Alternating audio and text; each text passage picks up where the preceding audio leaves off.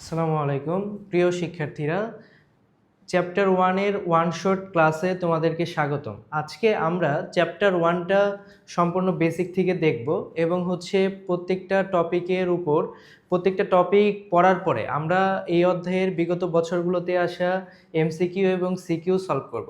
তো চলো আমরা শুরু করি। আমাদের সবার ফার্স্টে আমি তোমাদেরকে এই অধ্যায়তে ইম্পর্টেন্ট যে টপিকগুলো আছে, যেই টপিকগুলো তোমাদের খুব বেশি গুরুত্ব সহকারে পড়তে হবে, মানে মোস্ট ইম্পর্টেন্ট যেগুলো, সেগুলোর সাজেশন দেব। দেখো, সিকিউর জন্য বোর্ডে যে টপিকগুলো লেখা আছে এই টপিকগুলো তোমাদেরকে পড়তে হবে, বুঝছো? এবং এই টপিকগুলোর মধ্যে সবচাইতে গুরুত্বপূর্ণ যেটা, সেটা হচ্ছে এই বায়োমেট্রিক্স। এটাকে তুমি যতগুলা স্টার দিতে চাও দিতে পারো, এটা সবচাইতে বেশি গুরুত্বপূর্ণ। এটার থেকে সিকিউ আসার পসিবিলিটি সবচাইতে বেশি, এটাকে আমি 7 স্টার দিলাম। এরপরে এই অধ্যায়ের আমরা তো সবগুলো টপিকই পড়বো। এরপরে যেটা ইম্পর্টেন্ট সেটা হচ্ছে ভার্চুয়াল রিয়েলিটি, এটাকে দিলাম 5 স্টার। আর জেনেটিক ইঞ্জিনিয়ারিং, এটাকে দিলাম 5 স্টার। বাকি বোর্ডে যে টপিকগুলো আছে সব 3 স্টার। সবই পড়তে হবে, কিন্তু এই যে বায়োমেট্রিক্স এটাকে আমরা সর্বোচ্চ গুরুত্ব দিয়ে পড়বো। তারপরে আমরা ভার্চুয়াল রিয়েলিটি এবং জেনেটিক ইঞ্জিনিয়ারিং, এই দুইটাও সর্বোচ্চ গুরুত্ব দিয়েই পড়বো এগুলাও। তারপরে আমরা রোবোটিক্স, বায়োইনফরমেটিক্স, ন্যানোটেকনোলজি, আইওটি এবং সাইবার ক্রাইমস, এই অংশগুলা সম্পর্কে জানবো। আমি সংক্ষেপে একটু আইওটি সম্পর্কে তোমাদেরকে বলে যাই, কারণ এরপরে এটা আর পড়াবো না। আইওটির পূর্ণরূপ ইন্টারনেট অফ থিংস। এটার কাজ কি? ধরো এই যে আমি এইখানে ক্লাস করাচ্ছি, এটা আমার ক্লাসরুম। আমি এই ক্লাসরুমে তোমার ধরো কারেন্ট চলে গেছে, আমি বাসায় চলে গেছি। বাসাতে গিয়ে কারেন্ট আসছে, আমার হুট করে মনে পড়লো যে আমি আমার ক্লাসরুমের স্মার্ট বোর্ডটা অফ করি নাই, এসিটা অফ করি নাই, লাইটগুলো অফ করি নাই, এভাবে রেখেই চলে গেছিলাম। আমি যদি বাসা থেকে এগুলা কন্ট্রোল করতে পারি, মানে বাসা থেকে এগুলো আমি অফ করতে পারি, তাহলে আমি ওই জিনিসটাই আইওটি। মানে আমার যত ডিজিটাল এবং ইলেকট্রনিক ডিভাইস আছে সেগুলাকে যদি আমি ইন্টারনেটের সংযুক্তির ভেতরে আনতে পারি এবং সেগুলোকে যদি আমি কন্ট্রোল করতে পারি, সেই জিনিসটাকেই আইওটি বলে। আর বাকি টপিকগুলো আমি বিস্তারিত আলোচনা করতেছি।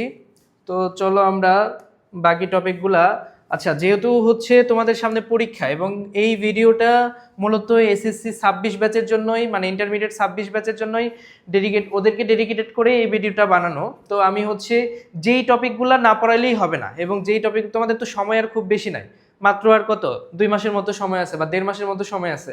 এই সময়ের ভিতরে মানে যেই টপিকগুলো সর্বোচ্চ ইম্পর্টেন্ট শুধুমাত্র সেই টপিকগুলাই পড়াবো, এবং যেই টপিক যতটুকু না বললে হবেই না, শুধু অতটুকু অংশই পড়াবো। তো চলো, সবার আগে আমি তোমাদেরকে ধারণা দিতে চাই গ্লোবাল ভিলেজ সম্পর্কে। গ্লোবাল ভিলেজ কি? এই নামের মধ্যেই এইটার এটা সম্পর্কে অলরেডি বলা হয়ে গেছে। গ্লোবাল ভিলেজ, এই বিশ্বগ্রাম, এই পৃথিবীটাকে কি বলা হচ্ছে? পুরো বিশ্বটাকে একটা গ্রাম বলা হচ্ছে। তোমরা যারা গ্রামে গেছো বা গ্রামে আসো তারা জানো যে গ্রামে ধরো একটা গ্রামের মধ্যে 40টা পরিবার আছে। ওই 40টা পরিবারের মিস্টার রহিমের আজকে ছেলে হয়েছে, ওই মিস্টার রহিমের ছেলের নাম করিম রাখা হয়েছে। তুমি যদি বাকি 39টা পরিবারে গিয়ে তুমি জিজ্ঞেস করো যে করিম কে, সবাই বলতে পারবে, সবাই জানে যে আজকে মিস্টার রহিমের ছেলে হয়েছে, তার নাম করিম। কিন্তু তুমি একটু শহরের কথা চিন্তা করো, শহরে কি হয়? তুমি ধরো একটা ভবনে আসো, একটা অ্যাপার্টমেন্টে আসো, সেই অ্যাপার্টমেন্টে 16টা ফ্ল্যাট আছে। 16টা ফ্ল্যাটে ধরো 16টা পরিবার থাকে। তোমার পাশের ফ্ল্যাটে কি হচ্ছে সেটা কি তুমি জানো? সেটা তুমি জানো না। কিন্তু গ্রামের মানুষ অনেক বেশি আন্তরিক এবং অনেক বেশি তারা কি ওপেন মাইন্ডেড। তারা মানে তাদের পুরো গ্রাম মিলে একটা পরিবার হয়, এবং আমরা জানি কি পরিবারের সবাই সবকিছু জানে, তাই না? তো বিশ্বটাও না এখন ওই রকম গ্রামের মতো হয়ে গেছে। এটা হয়েছে কি কার মাধ্যমে? ইন্টারনেটের মাধ্যমে বা প্রযুক্তির মাধ্যমে। তো এই কনসেপ্টটাই বিশ্বগ্রাম বা গ্লোবাল ভিলেজের কনসেপ্ট। এটার অনেক সুবিধা আছে, তো সুবিধাগুলো তোমরা একটু পড়ে নিবা। তারপরে এই যে জিনিসটা তোমার জানা লাগবে সেটা বিশ্বগ্রাম কথাটি যিনি সর্বপ্রথম মানে সকলের সামনে আনেন তিনি হচ্ছে মার্শাল ম্যাকলুহান। এটা তোমাদের পরীক্ষা আসতে পারে, এমসিকিউতে আসতে পারে। দুইটা জিনিসের তোমাদের হচ্ছে মানে প্রবর্তক সম্পর্কে জানা লাগবে, একটা হচ্ছে বিশ্বগ্রাম আর একটা হচ্ছে এআই। তো বিশ্বগ্রাম সম্পর্কে আমরা জানলাম, সেটা কি, বিশ্বগ্রামের প্রবর্তক হচ্ছে মার্শাল ম্যাকলুহান। তো উনি বিশ্বগ্রাম সম্পর্কে মানুষকে সর্বপ্রথম ধারণা দেয়। তো আমরা এখন পড়ব হচ্ছে বিশ্বগ্রামের উপাদান। দেখো একটা বিশ্বকে গ্রামে পরিণত করতে হলে এর কি কি উপাদান দরকার। একটা হচ্ছে হার্ডওয়্যার মানে কি তোমরা সবাই বুঝো, এখন ডিটেলসে পড়ানোর সুযোগ নাই। এরপরে হচ্ছে সফটওয়্যার, এই যে এখানে ব্যাখ্যা দেওয়া আছে, এগুলো একটু পড়ে নিবা। এরপরে হচ্ছে ইন্টারনেট সংযুক্ততা বা কানেক্টিভিটি, এরপর হচ্ছে ডেটা, এবং লাস্টে হচ্ছে মানুষের জ্ঞান বা সক্ষমতা। এই 5টা উপাদান ছাড়া বিশ্বগ্রাম প্রতিষ্ঠা করা সম্ভব না। এবং এইখান থেকে আমি একটা এমসিকিউ তোমাদেরকে আউট করে দিচ্ছি, সেটা হচ্ছে বিশ্বগ্রামের মেরুদণ্ড বলা হয় কাকে। এই এমসিকিউটা যদি তোমাদের সমন্বিত বোর্ডে মানে কোশ্চেন হয় সেখানেও আসতে পারে, অথবা যদি তোমাদের হচ্ছে ভিন্ন বোর্ডে পরীক্ষা হয়, যে কোনো বোর্ডে এই কোশ্চেনটা আসবে যে হচ্ছে বিশ্বগ্রামের মেরুদণ্ড বলা হয় কাকে। দেখো বিশ্বগ্রামের মেরুদণ্ড হচ্ছে ইন্টারনেট সংযুক্ততা বা হচ্ছে কানেক্টিভিটি। তো এটা তোমরা মনে রাখবা, এটা হচ্ছে এই যে 5টা যে উপাদান আছে তার মধ্যে একটা উপাদানকে বিশ্বগ্রামের মেরুদণ্ড বলা হয়, সেটা হচ্ছে কানেক্টিভিটি। তো এরপরে আমরা যাই, আমি বই দেখে পড়াচ্ছি কারণ হচ্ছে তোমাদের যেন পড়তে সুবিধা হয়। আমি এই যে এই টপিকগুলো দাগাই দিয়ে যাব বা এই টপিকগুলো সম্পর্কে ব্যাখ্যা করে যাব, তুমি যেন আমার ক্লাসের পরে বাসায় এগুলো পড়ে নিতে পারো, এই জন্য আমি বই দেখেই পড়াচ্ছি। এগুলো একবার রিডিং পড়ে নিবা, এমসিকিউর জন্য তো আসলে তুমি কোনো কিছু স্কিপ করতে পারবে না, তোমার সবই পড়তে হবে। এরপরে আমরা ইম্পর্টেন্ট টপিকগুলো পড়বো, যেগুলো থেকে প্রতি বছর কোশ্চেন আসে এবং যেগুলা সবচেয়ে বেশি ইম্পর্টেন্ট।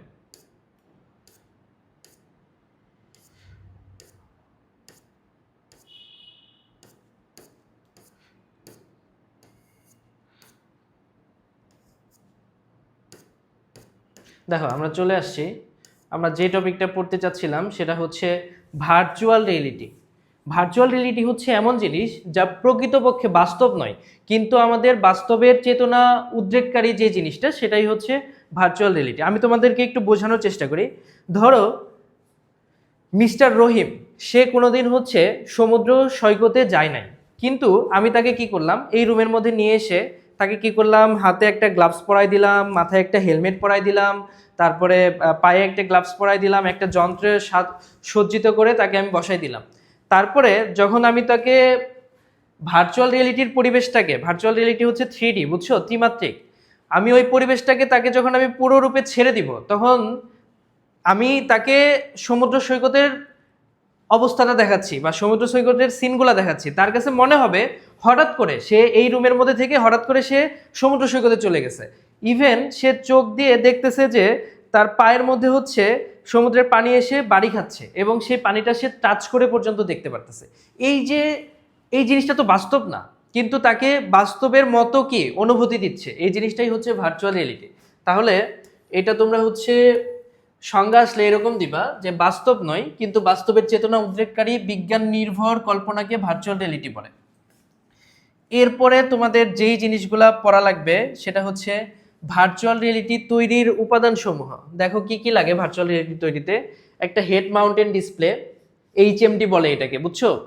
তারপরে হচ্ছে ডেটা গ্লোব লাগে, একটা পূর্ণাঙ্গ বডি স্যুট লাগে, উচ্চমানের অডিও ব্যবস্থা, রিয়েলিটি ইঞ্জিন, বিভিন্ন ধরনের সেন্সর, সিমুলেশন, মডেলিং এবং গ্রাফিক্স সফটওয়্যার। এগুলো একটু পড়ে নিবা, ভার্চুয়াল রিয়েলিটির উপাদানসমূহ এবং ভার্চুয়াল রিয়েলিটি তৈরির উপাদানসমূহ। এরপরে তোমাদের যে জিনিসটা পড়া লাগবে মানে যেটা তোমার ঘতে আসতে পারে সেই জিনিসটা আমি বলে দিচ্ছি। আমাদের প্রাত্যহিক জীবনে ভার্চুয়াল রিয়েলিটির প্রভাব, এটা ঘতে আসতে পারবে, ঘতে আসবে যে হচ্ছে ভার্চুয়াল রিয়েলিটির প্রভাব বা ভার্চুয়াল রিয়েলিটির আমাদের জীবনে কি কি কাজে লাগে ব্যাখ্যা করো। তুমি কি করবা, তুমি হচ্ছে শুধুমাত্র এই মেইন পয়েন্টগুলো মুখস্থ করবা, বুঝছো। তুমি এই যে কার ড্রাইভিং প্রশিক্ষণে ভার্চুয়াল রিয়েলিটি ব্যবহৃত হয়, বা তুমি একবার, আমি বলতেছি তুমি একবার মনে রাখো, তুমি এইগুলো বানিয়েও লিখতে পারবা। তারপরে হচ্ছে বিমান চালনার প্রশিক্ষণে ভার্চুয়াল রিয়েলিটি ব্যবহৃত হয়, ট্রাফিক ব্যবস্থাপনায় ব্যবহৃত হয়, সেনাবাহিনীতে যুদ্ধ প্রশিক্ষণে ব্যবহৃত হয়, ব্যবসা বাণিজ্যে ব্যবহৃত হয়। তারপরে হচ্ছে মহাশূন্য অভিযানে ব্যবহৃত হয়, গেমস তৈরিতে ব্যবহৃত হয়, প্রকৌশল ও নগর উন্নয়নে ব্যবহৃত হয়, শিল্প কারখানায় ব্যবহৃত হয়, বিনোদন ও মিডিয়া ক্ষেত্রে ব্যবহৃত হয়, ইতিহাস ও ঐতিহ্য রক্ষায় ব্যবহৃত হয়। তো এই যে জিনিসগুলা, এই জিনিসগুলা তুমি যদি 7 থেকে 8টা পয়েন্ট ঘতে আসছে, তুমি যদি 7 থেকে 8টা পয়েন্ট মনে রাখো এবং এর ভেতরে তুমি নিজের মতো করে বানাই লিখো, এটা তোমার বই দেখে দেখে হুবহু লিখতে হবে এরকম না। কোনো টিচারই তোমার বোর্ড কোশ্চেনে যদি তুমি কি লিখছো ভেতরে এগুলা পড়ে দেখবে না, শুধুমাত্র তারা পয়েন্টগুলা লিখবে। দেখবে তুমি যদি পয়েন্টগুলা 7-8টা পয়েন্ট সুন্দর করে উপস্থাপন করতে পারো, তুমি 4-এ 3 পাবা। তোমার লেখা যদি খুব ভালো হয় তুমি 4-এ 4ও পাইতে পারো। আচ্ছা, এরপর কি আছে? এরপর হচ্ছে ভার্চুয়াল রিয়েলিটির নেতিবাচক প্রভাব এটা একটু পড়তে হবে। তাহলে ভার্চুয়াল রিয়েলিটির নেতিবাচক প্রভাবটা কি আমি একটু বলি। ধরো তুমি যদি অনেক বেশি ভার্চুয়াল রিয়েলিটির সাথে মানে তোমার সম্পৃক্ততা তৈরি হয়, মানে তুমি ধরো 24 ঘন্টার মধ্যে 15 ঘন্টা তুমি ভার্চুয়াল রিয়েলিটির পরিবেশেই তুমি কাটাই দাও, তাহলে তোমার ভেতরে কি হবে? তোমাকে ওইটাই হচ্ছে বাস্তব মনে হবে। এই যে তুমি স্বাভাবিক আমার ভিডিও দেখতেছো বা পড়াশোনা করতেছো বা খাচ্ছো, এইগুলা তোমার কাছে অস্বাভাবিক মনে হবে, তোমার কাছে ওইটাই রিয়েল মনে হবে এবং এটাকেই তোমার ভার্চুয়াল রিয়েলিটি ভার্চুয়াল মনে হবে। মানে এইটাকেই তোমার কি, এটাকেই তোমার আর্টিফিশিয়াল মনে হবে। আর ভার্চুয়াল রিয়েলিটির যে পরিবেশের মধ্যে থাকো ওইটাকেই তোমার রিয়েল মনে হবে। তাহলে দেখো ভার্চুয়াল রিয়েলিটির নেতিবাচক প্রভাব কি কি? চড়া দাম এবং জটিলতা, এটা অনেক বেশি ব্যয়বহুল, সবাই এটা এফোর্ড করতে পারে না। স্বাস্থ্যের জন্য ক্ষতিকর, তুমি সামান্য যে এই যে যত ইলেকট্রনিক ডিভাইস আছে মানে ডিজিটাল ডিভাইস আছে, তুমি এই যে ফোন ইউজ করো না, এটাও তো তোমার জন্য অনেক ক্ষতিকর, আর ভার্চুয়াল রিয়েলিটি তার চেয়েও কয়েক গুণ ক্ষতিকর। তারপরে হচ্ছে কল্পনার জগতে বিচরণ, আমি যেটা বললাম ওই লাইফটাকেই সে রিয়েল লাইফ মনে করবে আর এটাকে সে কৃত্রিম মনে করবে। মনুষ্যত্বহীনতা, এটা অনেক বেশি তোমার মানে তোমার চিন্তা ভাবনাকে তোমার বাধাগ্রস্ত করে দিবে, তোমার ভেতরে অনেক বেশি হচ্ছে অল্পতে তুমি রেগে যাবা, অনেক বেশি রিয়াক্ট করে ফেলবা। তো এইগুলা হচ্ছে ভার্চুয়াল রিয়েলিটির নেতিবাচক প্রভাব। তাহলে আমি আবার এই টপিকটা শেষ করার আগে বলে দিতেছি তোমার কি কি পড়তে হবে। ভার্চুয়াল রিয়েলিটি কি সংজ্ঞা পড়বা, ভার্চুয়াল রিয়েলিটি তৈরির উপাদান সমূহ পড়বা, তারপরে আমাদের জীবনে ভার্চুয়াল রিয়েলিটির প্রভাব বা কোন কোন ক্ষেত্রে ভার্চুয়াল রিয়েলিটি ব্যবহৃত হয়, দুই ভাবে কোশ্চেন হতে পারে, ওইটাও দেখাইলাম, পয়েন্টগুলো মনে রাখবা, তারপর নিজের ভাষায় বর্ণনা করবা। এরপরে হচ্ছে ভার্চুয়াল রিয়েলিটির নেতিবাচক প্রভাব, এই 4টা জিনিস তোমার খুব সুন্দর করে পড়তে হবে, তাহলে তুমি এখান থেকে কমন পাবা। এরপরে বর্তমান সময়ে যে জিনিসটা খুবই ইম্পর্টেন্ট সেটা হচ্ছে কৃত্রিম বুদ্ধিমত্তা বা এআই। তোমরা সবাই চ্যাট জিপিটির নাম শুনছো তাই না? এই কৃত্রিম বুদ্ধিমত্তা এর অনেক বড় একটা প্রোডাক্ট হচ্ছে চ্যাট জিপিটি। তো কৃত্রিম বুদ্ধিমত্তা জিনিসটা কি, মানে আমরা এখন যেভাবে চিন্তা করি তার চেয়েও কৃত্রিম বুদ্ধিমত্তা অনেক বেশি অ্যাডভান্স হয়ে গেছে। ধরো তুমি তুমি আমার ক্লাস করতেছো, আমি অনেক বেশি বারবার হচ্ছে ভার্চুয়াল রিয়েলিটি বলতেছি। তুমি ধরো আমার ক্লাসটা তুমি হচ্ছে ফিজিক্যালি করতেছো, তুমি ফিজিক্যালি আমার কাছে পড়ো, তুমি আমার স্টুডেন্ট, তুমি কি করতেছো আমার এই শ্রেণীকক্ষে বসে তুমি ক্লাস করতেছো, তোমার সাথে ফোনটা আছে, তুমি ফোনটাকে কিছুই করো নাই, তুমি জাস্ট ফোনটাকে তোমার পকেটে আছে, বুঝছো? তুমি অনেক বেশি ভার্চুয়াল রিয়েলিটি আমি যখন বলতেছি বা তুমি যখন শুনতেছো বা তুমিও যখন বলতেছো ভার্চুয়াল রিয়েলিটি, তখন তোমার ফোন তুমি যখন এটা ইন্টারনেটের সাথে সংযুক্ত করবা বা তুমি হচ্ছে যখন ফেসবুক বা ইউটিউবে ঢুকবা বা গুগল বা কোনো কিছুতে যাবা, তোমার সামনে ভার্চুয়াল রিয়েলিটি রিলেটেড জিনিসপত্র নিয়ে আসবে। বা ফেসবুকে তুমি যদি একটা জিনিস একবার দেখো, সেম টাইপের জিনিসগুলো তোমার কাছে কি, তোমার কাছে এরা নিয়ে আসে। এটা কিন্তু এআই এর কাজ বা হচ্ছে আর্টিফিশিয়াল ইন্টেলিজেন্স এত বেশি চলে গেছে। তো আর্টিফিশিয়াল ইন্টেলিজেন্স কি সেটা তুমি পড়বা। তারপরে পড়বা হচ্ছে, আমি বলছিলাম যে তোমার হচ্ছে 2টা জিনিসের প্রবর্তক সম্পর্কে জানা লাগবে, একটা হচ্ছে বিশ্বগ্রাম আর একটা হচ্ছে আর্টিফিশিয়াল ইন্টেলিজেন্স সর্বপ্রথম আমাদের কাছে পরিচিত করে কে, সেটা হচ্ছে জন ম্যাকার্থি। এটা একটু মনে রাখো, জন ম্যাকার্থি। এরপরে তোমার এই যে এই লাইনগুলো পড়তে হবে যে হচ্ছে virtual reality sorry artificial intelligence AI তে কোন প্রোগ্রামিং ল্যাঙ্গুয়েজগুলো ব্যবহৃত হয়।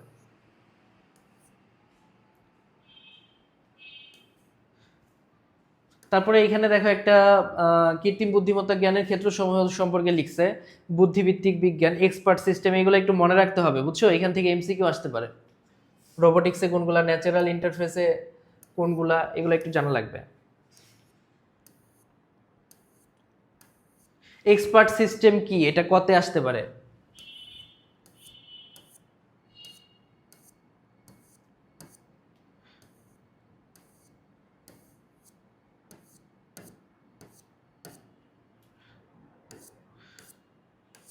আচ্ছা, এইখানে খুব ভালো বলা নাই, তোমার হচ্ছে বোর্ড বইটা আছে না তোমার কাছে, বোর্ড বইটা থেকে তুমি হচ্ছে এআই কিভাবে কাজ করে একটা চিত্র দেওয়া আছে, দেখবা হচ্ছে নিউরাল নেটওয়ার্কের, ওইখান থেকে তুমি এআইটা পড়ে নিবা যে হচ্ছে এআই কিভাবে কাজ করে। একটা হেডিংই দেওয়া আছে এআই কিভাবে কাজ করে, এই জিনিসটা তুমি একটু পড়ে নিবা বই থেকে, বুঝছো? এখানে খুব বেশি ভালো বলা নাই। বা এরপরের বইগুলাতে, মানে আমি যে বইটা পড়াচ্ছি যে ভার্সনের, এরপরের ভার্সনগুলোতে তুমি ওই টপিকটা পাবা যে এইখান থেকে পড়তেই হবে তোমার হচ্ছে এআই কি, এআই এর প্রবর্তক কে, এবং এআই কিভাবে কাজ করে। তো এআই কিভাবে কাজ করে এরকম হেডলাইনে তুমি একটা তোমাদের কাছে তো পরের ভার্সনের বইটা আছে, ওইখান থেকে তুমি এটা পড়ে নিবা। আর একটা এমসিকিউ আসতে পারে, নিচের কোন প্রোগ্রামিং ল্যাঙ্গুয়েজে এআই ব্যবহৃত হয়, এরকম একটা এমসিকিউ তোমাদের পরীক্ষায় আসতে পারে। আর এক্সপার্ট সিস্টেম সম্পর্কে একটু জেনে রাখবা। এরপরে আসে হচ্ছে রোবোটিক্স। রোবোটিক্স হলো প্রযুক্তির একটি শাখা যেটি রোবট সমূহের ডিজাইন, নির্মাণ, কার্যক্রম এবং প্রয়োগ নিয়ে কাজ করে। তো রোবোটিক্স তোমার হচ্ছে সংজ্ঞা তুমি শিখে রাখবা, রোবোটিক্স কি। তারপরে তোমার পড়তে হবে হচ্ছে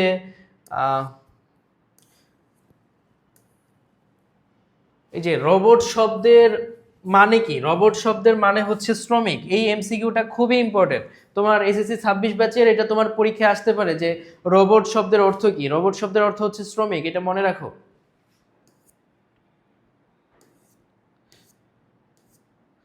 এরপরে রোবোটিক্সের যেই জিনিসটা ইম্পর্টেন্ট সেটা হচ্ছে রোবটের বিভিন্ন উপাদান বা অংশ। এখানে দেখো কি আছে, মুভেবল বডি, অ্যাকচুয়েটর, তারপরে হচ্ছে বৈদ্যুতিক উৎস এবং পাওয়ার সিস্টেম, ইলেকট্রিক্যাল সার্কিট, প্রোগ্রামকৃত মস্তিষ্ক বা কম্পিউটার, সেন্সিং, অনুভূতি, ম্যানিপুলেশন। এই পয়েন্টগুলো তোমার মুখস্থ করতে হবে, বুঝছো? এখান থেকে রোবোটিক্সের তোমার তিনটা জিনিস মুখস্থ করতে হবে। একটা হচ্ছে রোবোটিক্স কি, এটার সংজ্ঞা। তারপরে হচ্ছে রোবোটিক্সের বিভিন্ন উপাদান, এই যে রোবোটিক্সের বিভিন্ন উপাদান এখানে বলে দেওয়া আছে, এই উপাদানগুলো শুধু তুমি মুখস্থ করবা। এরপরে আসবে আমাদের প্রাত্যহিক জীবনে রোবোটিক্সের ব্যবহার। এই যে দেখো রোবোটিক্সের ব্যবহার, এটা ঘতে আসবে। উপাদান সমূহ তো আসলে গতে আসতে পারে, আর ঘতে আসবে হচ্ছে রোবোটিক্সের ব্যবহার, বুঝছো? এই যে পয়েন্টগুলো দেওয়া আছে না ভার্চুয়াল রিয়েলিটির মতো, তুমি শুধু এই পয়েন্টগুলো মুখস্থ করবা। এই পয়েন্টগুলো যদি তুমি 7-8টা মুখস্থ করো, এখানে তো অনেকগুলাই দেওয়া আছে, তুমি যদি 7-8টা মুখস্থ করো দেন ভেতরে জিনিসগুলো তুমি বানাই লিখবা, তাহলে তুমি কি এখান থেকে একটা হেলদি মার্কস পাবা। তাহলে আমাদের রোবোটিক্স গেল। দেখো তুমি এখানে 12টা দেওয়া আছে, 12টা যদি তুমি 2-3 বার রিডিং পড়ো, তুমি 8টা এমনিতেই বানাই লিখতে পারবা। এরপরে ক্রায়োসার্জারি খুবই ইম্পর্টেন্ট একটা টপিক ছিল, কিন্তু তোমাদের তো এটা সিলেবাসে নাই, তো এটা আমি দেখাচ্ছি না।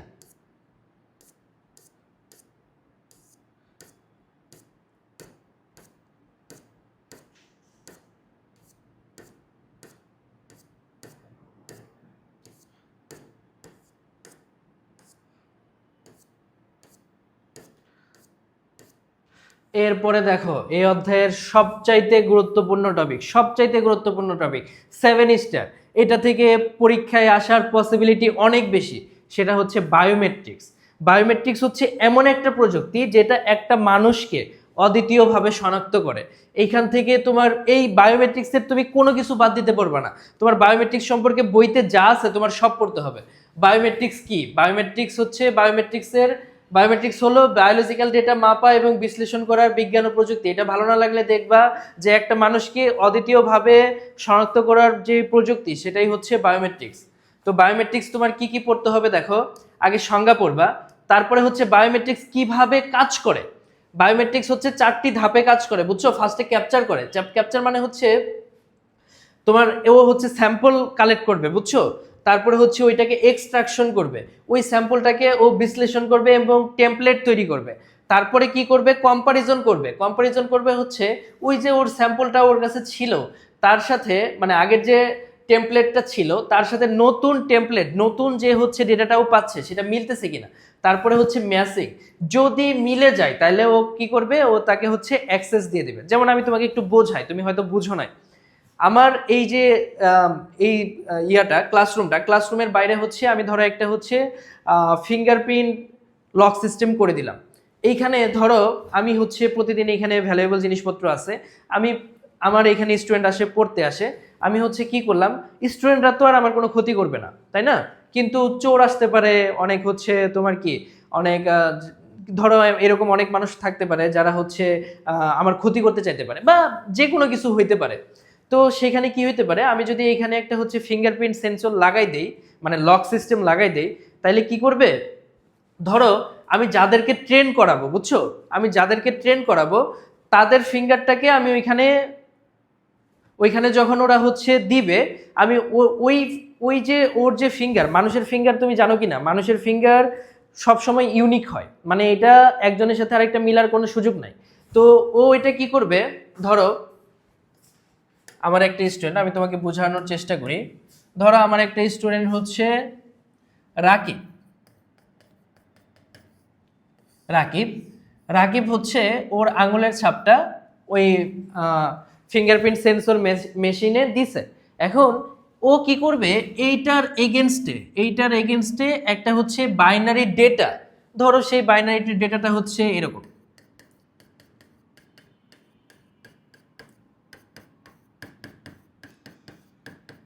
এইরকম একটা বাইনারি ডেটা ও জেনারেট করছে। এখন এইটা ওর সিস্টেমে স্টোর করে রাখবে, এটা সেভ করে রাখবে আর কি। যখন আবার ওকে তো আমি ট্রেন করাইছি রাকিবের এই ডেটাটা দিয়ে, মানে রাকিবের আঙ্গুল দিয়ে, ও রাকিবের ফিঙ্গারপ্রিন্টটা ও হচ্ছে বাইনারি ডেটা হিসেবে কি করে রাখছে, সেভ করে রাখছে। এবং রাকিব যখন পরের বার ওর ফিঙ্গারপ্রিন্ট ওই সেন্সরে দিবে, তখন সাথে সাথে ও কি করবে, ও হচ্ছে এই ডেটাটার সাথে ম্যাচ করে কিনা সেটা দেখবে।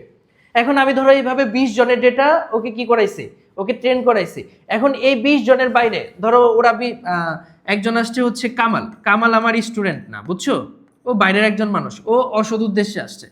এখন ও যখন ওর ফিঙ্গারপ্রিন্টটা দিবে, ওর ফিঙ্গারপ্রিন্টের সাথে তো আমার যে এইখানে 20 জনের ডেটা দেওয়া আছে তার ফিঙ্গারপ্রিন্টটা তো মিলবে না, 20 জনের কারোটার সাথেই মিলবে না, তখন ও অ্যাক্সেসটা পাবে না এবং দরজাটাও খুলবে না। এইভাবে কাজ করে, বুঝছো। তাহলে এখানে কি হয়েছে, ও আগে হচ্ছে ক্যাপচার করছে, এই যে রাকিবের যেটা বললাম, রাকিবের ফিঙ্গারটা ও হচ্ছে ওইখান থেকে ক্যাপচার করছে ফিঙ্গারপ্রিন্টটা। তারপরে কি হয়েছে, এক্সট্রাকশনের মাধ্যমেও কি করছে, ও এটা একটা টেমপ্লেট তৈরি করছে, টেমপ্লেট তৈরি করে ওর ডেটাবেজে এই বাইনারি ডেটাটা সংরক্ষণ করছে। এখন নতুন যখন কেউ আসে ওইটা দেয়, ওর কাছে যতগুলা হচ্ছে সেভ করা ডেটা আছে বা টেমপ্লেট আছে, ও ওইটার সাথে কম্পেয়ার করে, কম্প্যারিজনের পরে হচ্ছে ম্যাচিং, যার ডেটা ম্যাচ করে যায় তাদেরকে ও অ্যাক্সেসটা দিয়ে দেয় এবং দরজাটা খুলে যায়। এইভাবে হচ্ছে এটা কাজ করে, বুঝছো। এরপরে বায়োমেট্রিক সিস্টেমের উপাদান, সেন্সর, কম্পিউটার, সফটওয়্যার, এটা একটু মনে রাখবা। এরপরে সবচেয়ে ইম্পর্টেন্ট পার্ট, সেটা হচ্ছে বায়োমেট্রিক্সের প্রকারভেদ। বায়োমেট্রিক্স হচ্ছে প্রধানত দুই প্রকার, একটা হচ্ছে শারীরবৃত্তীয় বায়োমেট্রিক্স আর একটা হচ্ছে আচরণগত বায়োমেট্রিক্স, বুঝছো। এই শারীরবৃত্তীয় বায়োমেট্রিক্সটা সবচেয়ে ইম্পর্টেন্ট। দেখো শারীরবৃত্তীয় বায়োমেট্রিক্সের মধ্যে আবার কোনগুলা ইম্পর্টেন্ট বা কোনটা তোমার পড়তে হবে। শারীরবৃত্তীয় বায়োমেট্রিক্সের মধ্যে তোমার পড়তে হবে হচ্ছে ফিঙ্গারপ্রিন্ট, এটা সবচাইতে ইম্পর্টেন্ট। ফিঙ্গারপ্রিন্ট এটা হচ্ছে মানে এটা আসবে এই পরীক্ষায়। তারপরে হচ্ছে আইরিশ ইম্পর্টেন্ট, এরপরে হচ্ছে তোমার আইরিশ বা রেটিনা, দুইটা প্রায় সেম, দুইটা ইম্পর্টেন্ট। এরপরে হচ্ছে এই যে মুখমণ্ডল স্ক্যানিং, এটা ইম্পর্টেন্ট। Hand geometry important. এই চারটা মূলত ইম্পর্টেন্ট, বুঝছো। আইরিশ বা রেটিনা প্রায় কাছাকাছি, এটা একটাই ধরতে পারি। হ্যান্ড জিওমেট্রি হচ্ছে এই পুরা তোমার হাতের ছাপ, আর এটা হচ্ছে মুখমণ্ডল স্ক্যানিং বা হচ্ছে ফেস স্ক্যানিং, এটা হচ্ছে তোমরা ওই যে ফেস লক দাও না ফোনে, অনেকটা ওই রকম আর কি, অনেকটা ওইরকম কি ওইটাই। তারপরে হচ্ছে তোমার হচ্ছে আইরিশ বা রেটিনা, তুমি চোখের মনির দিকে থেকে ওইটা স্ক্যান করে তোমাকে অ্যাক্সেসটা দেয় আর কি। তারপরে হচ্ছে ডিএনএটা মূলত হচ্ছে, ডিএনএটা অনেক ব্যয়বহুল, বুঝছো। এটা সবসময় আমরা ইউজ করতে পারি না। ডিএনএটা হচ্ছে ধরো তোমরা নাটকের সিনেমাতে দেখো না যে ডিএনএ টেস্ট করে সন্তান কিনা সেটা মিলাই ডিএনএ টেস্টটা, তারপরে এখন ধরো তুমি বিদেশ যাত্রাতে তোমার এই ডিএনএ টেস্টটা করতে হয়।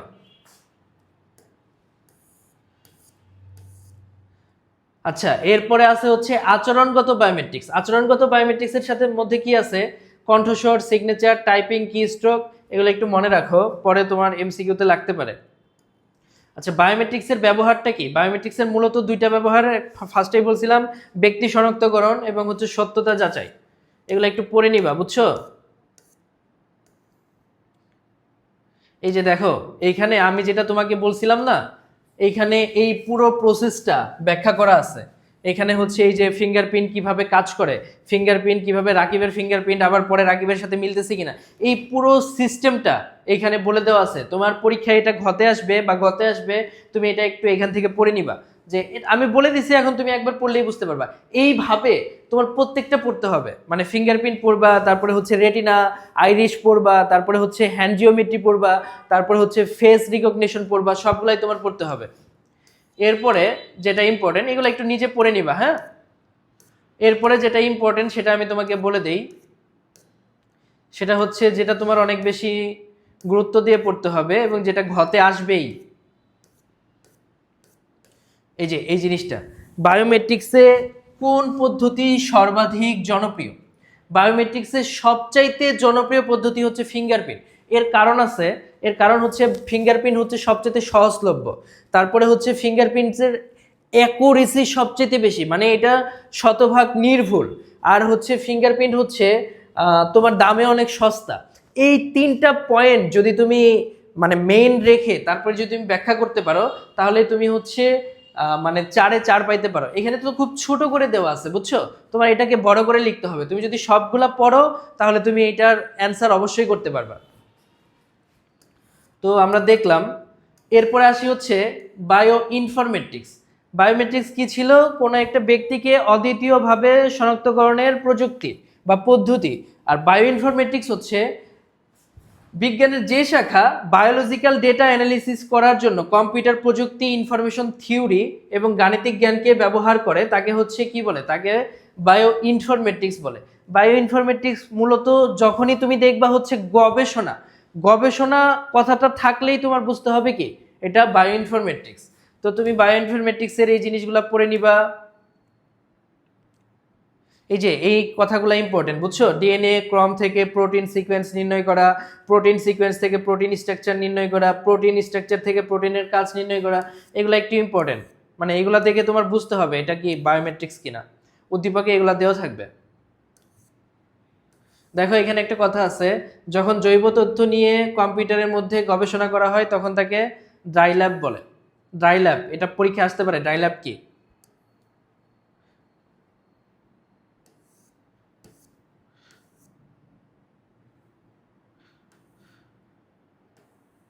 তারপরে হচ্ছে বায়োমেট্রিক্সের সুবিধা, এটা একটু পড়ে নিবা। তারপরে যে জিনিসটা তোমার পড়তে হবে, বুঝছো, বায়োমেট্রিক্স এবং বায়ো ইনফরমেটিক্সের মধ্যে পার্থক্য। এটা খতেও আসতে পারে, ঘতেও আসতে পারে। যদি খতে আসে তুমি 2 থেকে 3টা পার্থক্য দিলেই হবে, কিন্তু যদি ঘতে আসে তখন তোমার এই যে বড় করে পুরোটাই লিখতে হবে। তো এটা তুমি একটু পড়ে নিও। এরপরে আসছে হচ্ছে সেকেন্ড মোস্ট ইম্পর্টেন্ট, মানে বায়োমেট্রিক্সের পরে যেই টপিকটা সবচেয়ে বেশি ইম্পর্টেন্ট, ভার্চুয়াল রিয়েলিটির মতো ইম্পর্টেন্ট, সেটা হচ্ছে জেনেটিক ইঞ্জিনিয়ারিং। জেনেটিক ইঞ্জিনিয়ারিং আমি যদি তোমাকে সংক্ষেপে একটু বলি, সেটা ধরো তুমি একটু চিন্তা করো যে আজকে থেকে 10-15 বছর আগে আমরা এই যে এখন টমেটো খাই না, টমেটো এখন আমরা সারা বছরই খাই, কিন্তু আজ থেকে 10-15 বছর আগে আমাদের টমেটো হচ্ছে সারা বছর পাওয়া যেত না। টমেটো শুধুমাত্র শীতকালীন সবজি ছিল। তো টমেটোটা এখন যেহেতু সারা বছর পাওয়া যায়, এইখানে কি করা হয়েছে, গরমকালে সারভাইভ করতে পারে, মানে গ্রীষ্মকালে সারভাইভ করতে পারে এমন কোনো কিছু, কোনো একটা সবজি থেকে ডিএনএ এনে টমেটোর ডিএনএতে পুশ করা, টমেটোতে পুশ করা হয়েছে। যখন এটা টমেটোর ডিএনএ এর মধ্যে এটা দেওয়া হয়েছে, এখন টমেটো সারা বছরই উৎপাদন করা সম্ভব হচ্ছে। তার মানে উচ্চ ফলনশীল বীজ এবং ফসল বা হচ্ছে যে কোনো কিছুর ফলন বাড়াইতে আমরা যে প্রযুক্তি নিয়ে কাজ করি সেটা কি পরীক্ষাতে, এটা হচ্ছে তোমার কিওয়ার্ড, উদ্দীপকে এই কিওয়ার্ডটা থাকবে যে উচ্চ ফলনশীল বীজ। তাহলে তোমার বুঝতে হবে সেটা কি জেনেটিক ইঞ্জিনিয়ারিং। জেনেটিক ইঞ্জিনিয়ারিং মানে হচ্ছে জেনেটিক মডিফিকেশন, বুঝছো? জিএমও মানে নামে একটা কথা আছে, জিএমও মানে হচ্ছে জেনেটিক্যালি মডিফাইড অর্গানিজম। তো এইখান থেকে তোমার পড়তে হবে জেনেটিক ইঞ্জিনিয়ারিং সংজ্ঞা পড়তে হবে। এগুলো পড়া লাগবে না, এগুলো আসবে না। তোমার জেনেটিক ইঞ্জিনিয়ারিং সংজ্ঞার পরে এই যে ট্রান্সজেনিক কি, এটা একটু পড়ে রাখবা। এটার হচ্ছে ট্রান্সজেনিকের সংজ্ঞাটা পড়ে রাখবা। কৃষিতে জেনেটিক ইঞ্জিনিয়ারিং প্রয়োগের গুরুত্ব খুবই ইম্পর্টেন্ট, এটা তোমার পড়তেই হবে। এটা তুমি হচ্ছে 3বার যদি রিডিং পড়ো তাহলে তুমি নিজে বানাই লিখতে পারবা। এরপরে হচ্ছে প্রাণী সম্পদ উন্নয়নে জেনেটিক ইঞ্জিনিয়ারিং প্রয়োগের গুরুত্ব, এগুলো পড়তে হবে। এরপরে হচ্ছে জেনেটিক ইঞ্জিনিয়ারিং এর ব্যবহার, জেনেটিক ইঞ্জিনিয়ারিং ব্যবহারটাও পড়তে হবে। দেখো ইনসুলিন তৈরি, উন্নত মানের ফসল উৎপাদন, রোগের চিকিৎসা, হরমোন তৈরি, তারপরে হচ্ছে মৎস্য উৎপাদন, পরিবেশ সুরক্ষা, এই সবগুলাই তোমার কি পড়তে হবে। আরেকটা জিনিস পড়তে হবে, জেনেটিক ইঞ্জিনিয়ারিং ঝুঁকি সমূহ, এটাও একটু পড়তে হবে। এটার থেকে পরিবেশ ঝুঁকি আছে কিনা, তারপরে প্রাণী এবং স্বাস্থ্য ঝুঁকি, চাষ ঝুঁকি, এটা একটু পড়তে হবে। এবং মানে জেনেটিক ইঞ্জিনিয়ারিং সবই পড়তে হবে। ওই যে একটা চিত্রের মতো দেওয়া ছিল না, ডিএনএ চিত্র, ওইটা বাদ দিয়ে বাকি সব পড়তে হবে। জেনেটিক ইঞ্জিনিয়ারিং বাংলাদেশ কিভাবে ব্যবহৃত হয় এটা পড়তে হবে। তারপরে হচ্ছে জেনেটিক ইঞ্জিনিয়ারিং ব্যবহার পড়তে হবে, এই যে মাত্র দেখাইলাম। তারপরে হচ্ছে জেনেটিক ইঞ্জিনিয়ারিং প্রায়োগিক গুরুত্ব কৃষিক্ষেত্রে এবং হচ্ছে প্রাণী সম্পদ উন্নয়নে, এই দুইটা পড়তে হবে। তাহলে আমরা জেনেটিক ইঞ্জিনিয়ারিং কি কি পড়তে হবে বলে দিলাম। এরপর হচ্ছে ন্যানো টেকনোলজি। ন্যানো টেকনোলজি থেকে যে জিনিসটা সবচেয়ে ইম্পর্টেন্ট সেটা হচ্ছে একটা এমসিকিউ। সেটা হচ্ছে দেখো 1 ন্যানোমিটার সমান কত মিটার? 1 ন্যানোমিটার সমান 10⁻⁹ মিটার। এটা তোমার পরীক্ষাতে এমসিকিউতে অনেকবার আসে, মানে প্রতিবারই কোনো না কোনো বোর্ডে এটা আসে।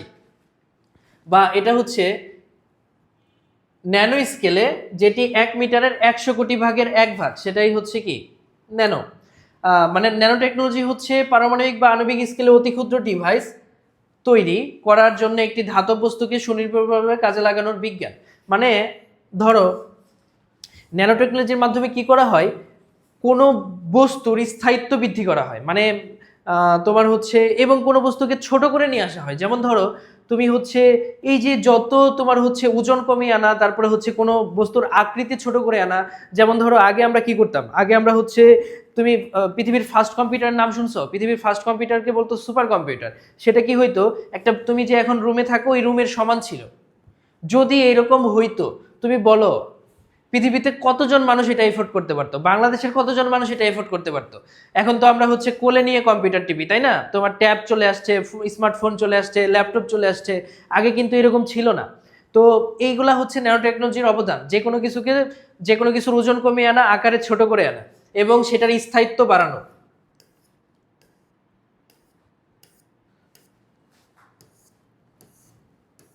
এই যে এটা পড়বা, খাদ্য শিল্পে ন্যানো টেকনোলজির গুরুত্ব খুবই ইম্পর্টেন্ট। ন্যানো টেকনোলজির সংজ্ঞা পড়বা, ন্যানো টেকনোলজি 2টা ধাপে কাজ করে সেটা একটু পড়বা। একটা হচ্ছে এই যে টপ টু বটম, আর একটা হচ্ছে বটম টু টপ, এই দুইটা একটু পড়বা। এই দুইটা বইতে দেওয়া আছে, একটু পড়ে নিবা। ন্যানো টেকনোলজির প্রয়োগ ক্ষেত্র, কোথায় কোথায় ন্যানো টেকনোলজি প্রয়োগ করা যায়, এটা একটু পড়ে নিবা।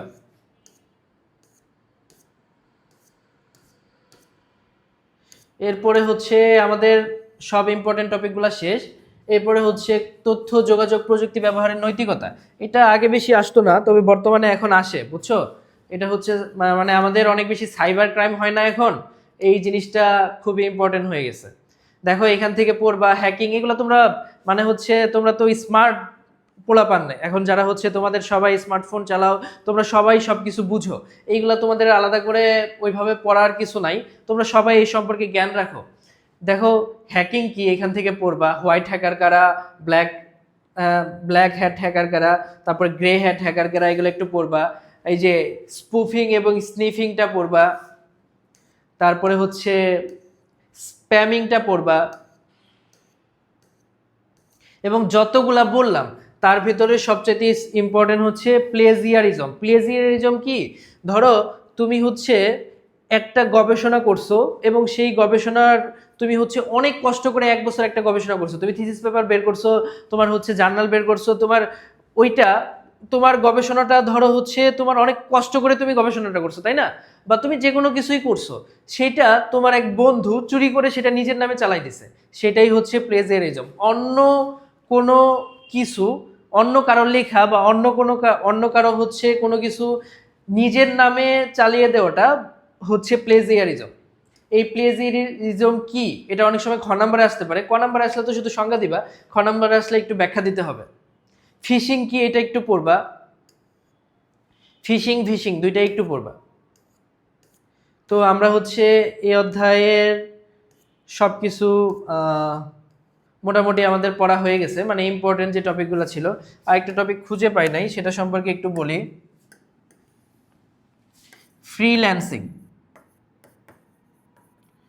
ফ্রিল্যান্সিং এটা ইম্পর্টেন্ট। আরেকটা হচ্ছে আউটসোর্সিং। তোমরা অনেক সময় এই দুইটা জিনিসকে এক ভেবে ফেলো, দুইটা জিনিস কিন্তু এক না। ফ্রিল্যান্সিং এবং আউটসোর্সিং দুইটা হচ্ছে দুই জিনিস। ফ্রিল্যান্সিং হচ্ছে ধরো তুমি একটা হচ্ছে আমি আমি আমার প্রতিষ্ঠানের জন্য একটা হচ্ছে ওয়েবসাইট বানাবো। আমি আমার প্রতিষ্ঠানের ওয়েবসাইটটা আমি কি করতে পারি, ধরো আমি যদি আমার প্রতিষ্ঠানের ওয়েবসাইট বানানোর জন্য আমি যদি একটা হচ্ছে ওয়েব ডেভেলপারকে হায়ার করি, মানে তাকে যদি আমি মাসিক মান্থলি পেমেন্টে তাকে আমি যদি রেখে দিই, তাহলে সেটা আমার জন্য লস প্রজেক্ট হবে। কারণ আমি আমার কোচিংয়ের জন্য ওয়েবসাইট তো আর প্রতি মাসে মাসে বানাবো না, তাই না? বা প্রতি মানে এটা কন্টিনিউয়াস প্রসেস না। এটা আমি হচ্ছে কি করব, একটা আমার প্রতিষ্ঠানের জন্য একটা ওয়েবসাইটই লাগবে, যেটা আমি কি এটা আমি চুক্তি ভিত্তিক একটা কাজ যদি করি, ধরো হচ্ছে কি করি, আমি যদি হচ্ছে কাউকে যদি হায়ার করি এরকম, তাকে আমি হচ্ছে দিয়ে দিলাম, মানে বুঝাই দিলাম যে কি কি করতে হবে, তাকে আমি বলে দিলাম আমি 7 দিন সময় দিলাম এবং তার সাথে আমি চুক্তি করলাম $100। তো সেটা কি করতে পারে, কেন বাংলাদেশ বা হচ্ছে এই আমাদের এশিয়া মহাদেশের মানুষজন বা সাউথ এশিয়ার মানুষজন কেন অনেক বেশি ফ্রিল্যান্সিং করতে পারতেছে, সেটা হচ্ছে ধরো যেই কাজটা আমেরিকা বা হচ্ছে কানাডার একটা মানুষদের করাইতে হচ্ছে $100 লাগবে, সেটা একটা বাঙালিকে দিয়ে করাইতে $20 দিয়ে বা $10 দিয়ে হয়ে যায়। তো এই জন্য বাঙালিরা অনেক বেশি মানে হচ্ছে ফ্রিল্যান্সিং টাইপের কাজগুলা করে, বুঝছো? ফ্রিল্যান্সিং তাহলে মানে কি বুঝছো, মানে একটা প্রতিষ্ঠানের কাজ তুমি চুক্তি ভিত্তিক ওয়েতে তুমি তাকে করে দিলা, সেটা হচ্ছে তুমি যে করে দিলা তুমি হচ্ছে ফ্রিল্যান্সার, এবং যে প্রসেসে তুমি তাকে করে দিলা সেটাই হচ্ছে ফ্রিল্যান্সিং। আর আউটসোর্সিং হচ্ছে, আউটসোর্সিং ব্যক্তি করে না, আউটসোর্সিং করে হচ্ছে প্রতিষ্ঠান। ধরো যেই প্রতিষ্ঠানটা তোমাকে দিয়ে কাজটা করাইলো সেইটা হচ্ছে আউটসোর্সিং। তাহলে তুমি বুঝতে পারতেছো ফ্রিল্যান্সিং এবং আউটসোর্সিং কি। আশা করি এরপর থেকে আর ভুল হবে না।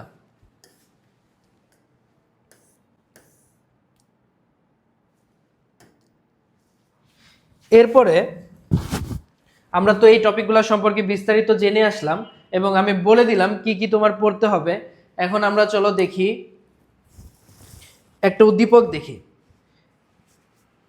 জেনজি, আমি এই উদ্দীপকটা তোমাদের জন্য বানাইছি। এই উদ্দীপকটা তোমাকে এখন গুজবাম দিবে, তুমি তোমার সিট বেল্টটা শক্ত করে বাঁধো। দেখো এই একটা উদ্দীপকের মধ্যে আমি হচ্ছে চ্যাপ্টার 1-এর সব কিছু নিয়ে আসছি এবং এই একটা উদ্দীপকের মধ্যে আমি পুরা জুলাইকে নিয়ে আসছি। তুমি উদ্দীপকটা পড়ো এবং আমি তোমাকে 3 থেকে 5 মিনিটের ভিতরে আমি এই অধ্যায় থেকে কি কি কি টাইপের কোশ্চেন আসতে পারে এবং কোশ্চেনগুলো তোমাকে কিভাবে অ্যান্সার করা লাগবে আমি পুরাটাই বুঝাই দিব। দেখো উদ্দীপকটা কি বলা আছে। ডক্টর মোহাম্মদ ইউনুস দেশের খাদ্য ঘাটতি নিরসনে নাহিদ ইসলামকে উপদেশ দিলেন অধিক ফসল উৎপাদনশীল বীজ আবিষ্কার করতে। এই কিওয়ার্ডগুলো তোমার বুঝতে হবে, কিওয়ার্ডগুলো তোমার ধরতে হবে, বুঝছো? এখানে কিওয়ার্ড কি পাইলা, অধিক ফসল, এখানের কিওয়ার্ডটা কি ছিল, অধিক ফসল উৎপাদনশীল বীজ। তাহলে এই যে এই কিওয়ার্ডটা তোমার ধরতে হবে, অধিক ফসল উৎপাদনশীল বীজ। এরপর কি বলা আছে, এতে নাহিদ ইসলাম তার বিজ্ঞানী বন্ধু সার্জিসের শরণাপন্ন হলেন। বেশ ভালো। নাহিদ লক্ষ্য করলেন সার্জিস তার গবেষণাগারে প্রবেশের জন্য দরজার সামনে রাখা একটি মেশিনে আঙুলের ছাপ, দেখো এটা ইম্পর্টেন্ট, আঙুলের ছাপ, মেশিনে আঙুলের ছাপ দিলে দরজা খুলে যায়। অতঃপর তার কক্ষে প্রবেশের জন্য দরজার সামনে রাখা একটি মেশিনের দিকে তাকালে, এই যে এটা ইম্পর্টেন্ট, মেশিনের দিকে তাকালে কি হচ্ছে, দরজা খুলে যায়। তাহলে আমরা দুইটা জিনিস দেখলাম, একটা হচ্ছে আঙুলের ছাপে দরজা খুলতেছে আর একটা হচ্ছে মেশিনের দিকে তাকালে দরজা খুলতেছে। অপরদিকে সুদূর ফ্রান্স থেকে পিনাকি সাহেব নাহিদ সার্জিসদের ভিডিও কলের মাধ্যমে জানালেন ভারত বাংলাদেশকে আক্রমণের জন্য প্রস্তুতি নিচ্ছে। উত্তরে হাসনাত বলে উঠলেন, দাদা ভয়ের কারণ নেই, বাংলাদেশের জেনারেশন জেড প্রস্তুত আছে। অতঃপর পিনাকির নেতৃত্বে একটি কম্পিউটার নিয়ন্ত্রিত পরিবেশ, এই যে এটা ইম্পর্টেন্ট, কম্পিউটার নিয়ন্ত্রিত পরিবেশে জেনারেশন জেড যুদ্ধের প্রস্তুতি নিলেন।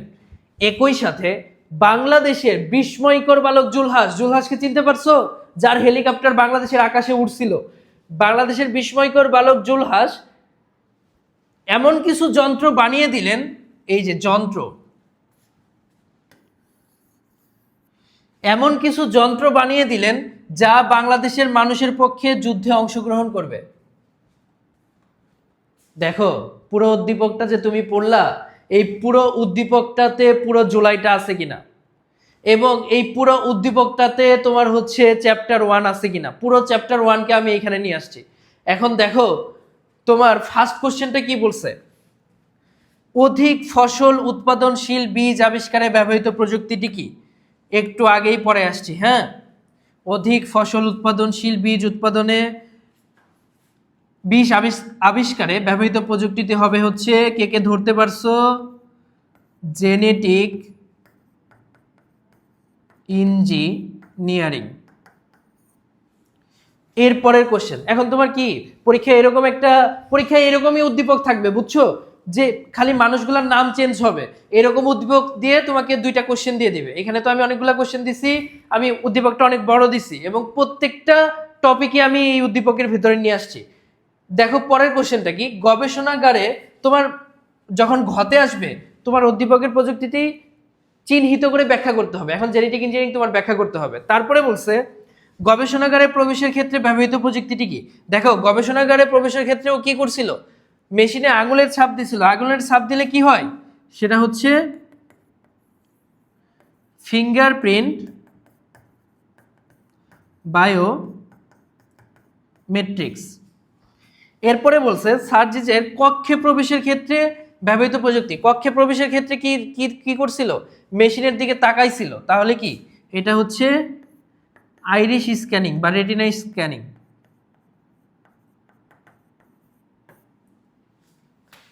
এটাও ফিঙ্গারপ্রিন্ট আইরিশ স্ক্যানিং, সরি এটা ফিঙ্গারপ্রিন্ট না, এটাও biometrics, Irish scanning biometrics.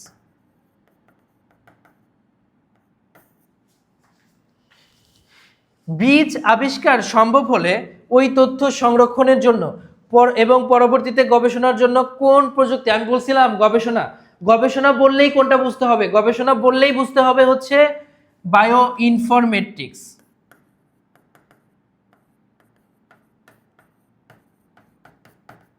Bio informatics. এরপরে বলছে সার্জিজের গবেষণাগারে প্রবেশ এবং কক্ষ প্রবেশের ক্ষেত্রে মানে কৌশল দুটির মধ্যে কোনটি সুবিধাজনক? সবসময়ই বলে দিছিলাম ফিঙ্গারপ্রিন্ট বাকি সবগুলোর চেয়ে কি ভালো। তাহলে ফিঙ্গারপ্রিন্ট ভালো হবে কার চেয়ে, আইরিশ স্ক্যানিং এর চেয়ে।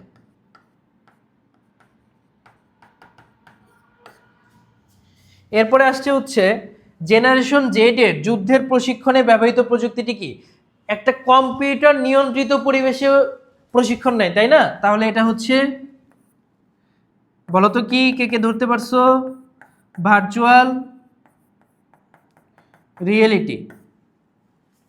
এরপরে হচ্ছে জুলহাসের ব্যবহৃত প্রযুক্তিটি হচ্ছে কি, রোবোটিক্স। দেখো এই যে আমি তোমাকে একটা উদ্দীপকের মধ্যে পুরো অধ্যায়টা বুঝাই দিলাম, এই সেম টাইপের আমি এখন তোমাকে 20টা সিকিউ সলভ করাবো, বোর্ড কোশ্চেন, যেগুলো তোমার বিগত বছরগুলোতে আসছে। তুমি দেখবা এই উদ্দীপকটা এবং এই কোশ্চেনগুলো যারা ধরতে পারছো, পরের 20টা তাদের জন্য একদম পানি। তো তোমার কি করতে হবে, আমি তোমার কাছ থেকে 3 থেকে 5 মিনিট সময় নিলাম, বুঝছো? এই 3 থেকে 5 মিনিটের মধ্যে যদি তুমি এই উদ্দীপকটা পড়ো এবং এই কোশ্চেনগুলো যদি তুমি সলভ করতে পারো, তাহলে তুমি এই অধ্যায় থেকে 10-এ 10 পাবা। তো তোমাদের জন্য শুভকামনা রইল। জেনজি, তোমরা পরীক্ষাতে অনেক ভালো করো। তোমাদের এই যে সামনে এসেছি 26 ব্যাচ যারা ইন্টারমিডিয়েট পরীক্ষা দিবা, তাদের এই একটা উদ্দীপক থেকেই তোমার কি 10 মার্ক কমন আসতে পারে। তো এটা খুব ভালো করে পড়ে আইসো। আমার এই পুরো ক্লাসটা, আজকের ওয়ান শট ক্লাসটা খুব মনোযোগ দিয়ে দেখো।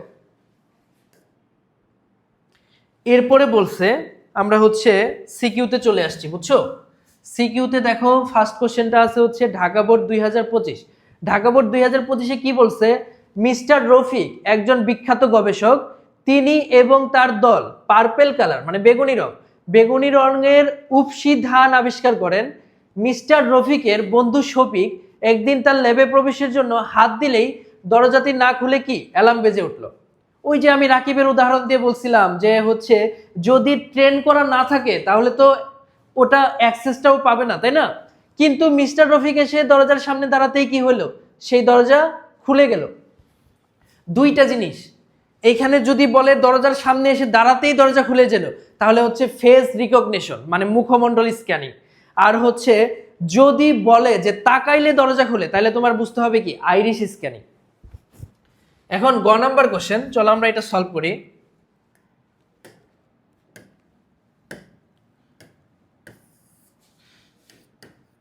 গ নাম্বারে বলছে যে মিস্টার রফিক দরজার সামনে দাঁড়ালে দরজাটি খুলে গেলেও শফিক হাত দিলেও দরজাটা খুললো না কেন?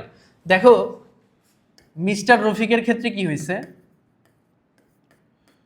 মিস্টার রফিকের ক্ষেত্রে ওই যে সিস্টেমটা ওইটা ছিল হচ্ছে তোমার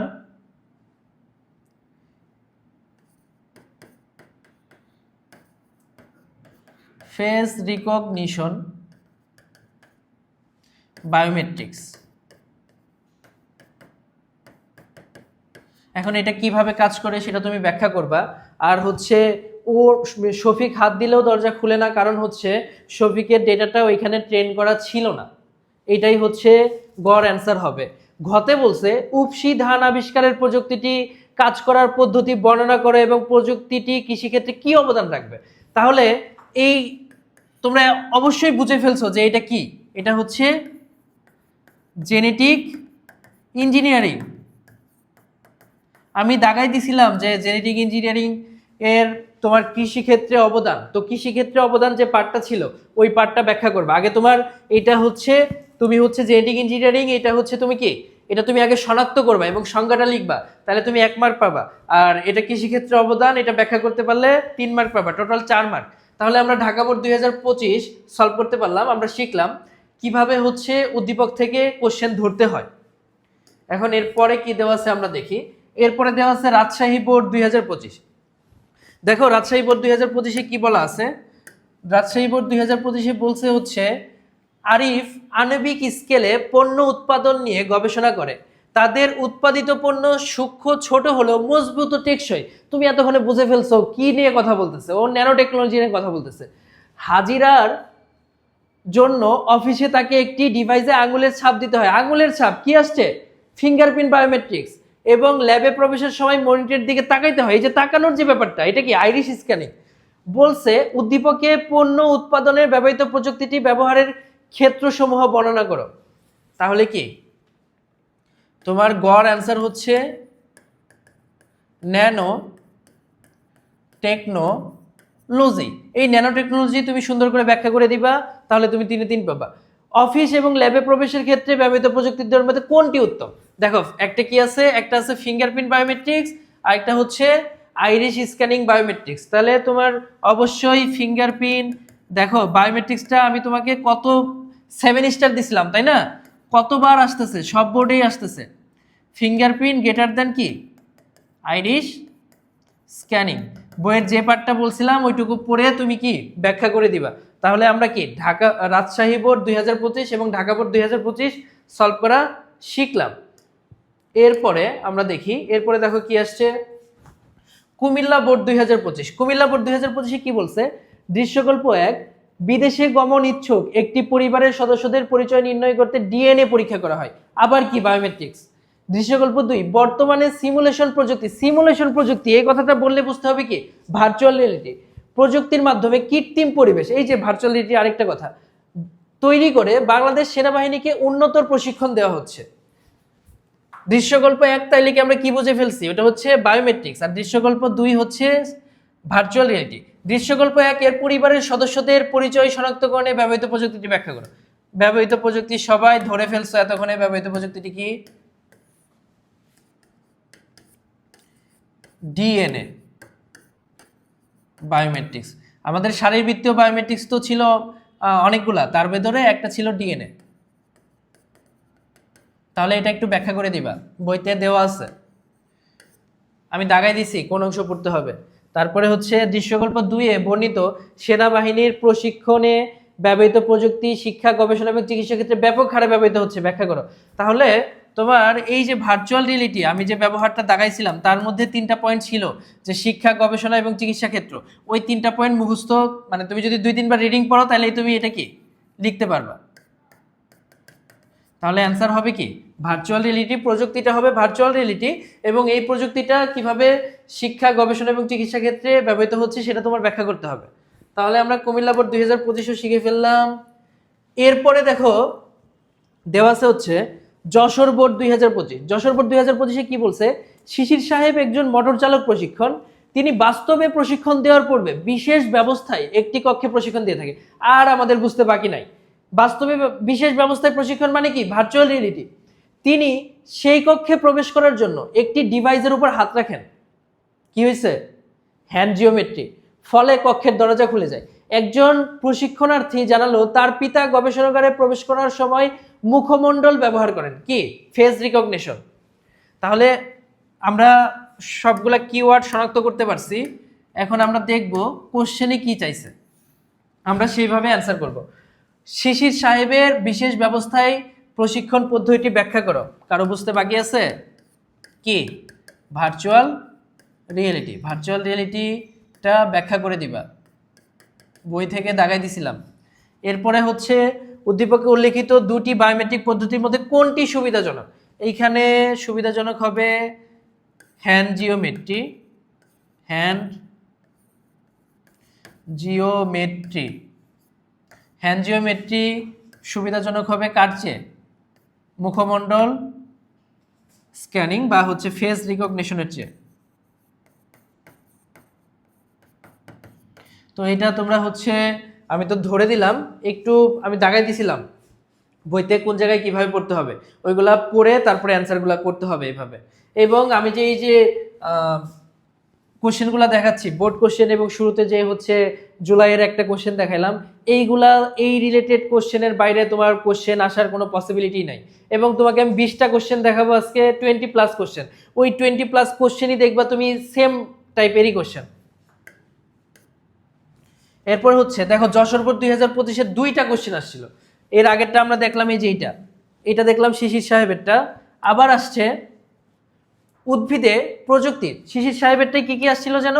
ফিঙ্গারপ্রিন্ট আসছিল, আর হচ্ছে তোমার কি মানে বায়োমেট্রিক, 2টা বায়োমেট্রিক পদ্ধতি আসছিল, আর হচ্ছে ভার্চুয়াল রিয়েলিটি আসছিল। এটাতে দেখি কি আসছে?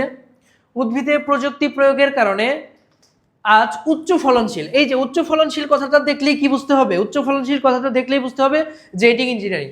এবং আবহাওয়া উপযোগী ফসল উৎপাদন সম্ভব হচ্ছে। অপরদিকে কৃত্রিম বুদ্ধিমত্তা সম্পন্ন যন্ত্র শিল্পক্ষেত্রে ব্যবহারের ফলে মানুষের শ্রমসাধ্য কাজ খুব সহজেই করা যাচ্ছে, কি? রোবোটিক্স এবং আর্টিফিশিয়াল ইন্টেলিজেন্স। গ নম্বরে বলছে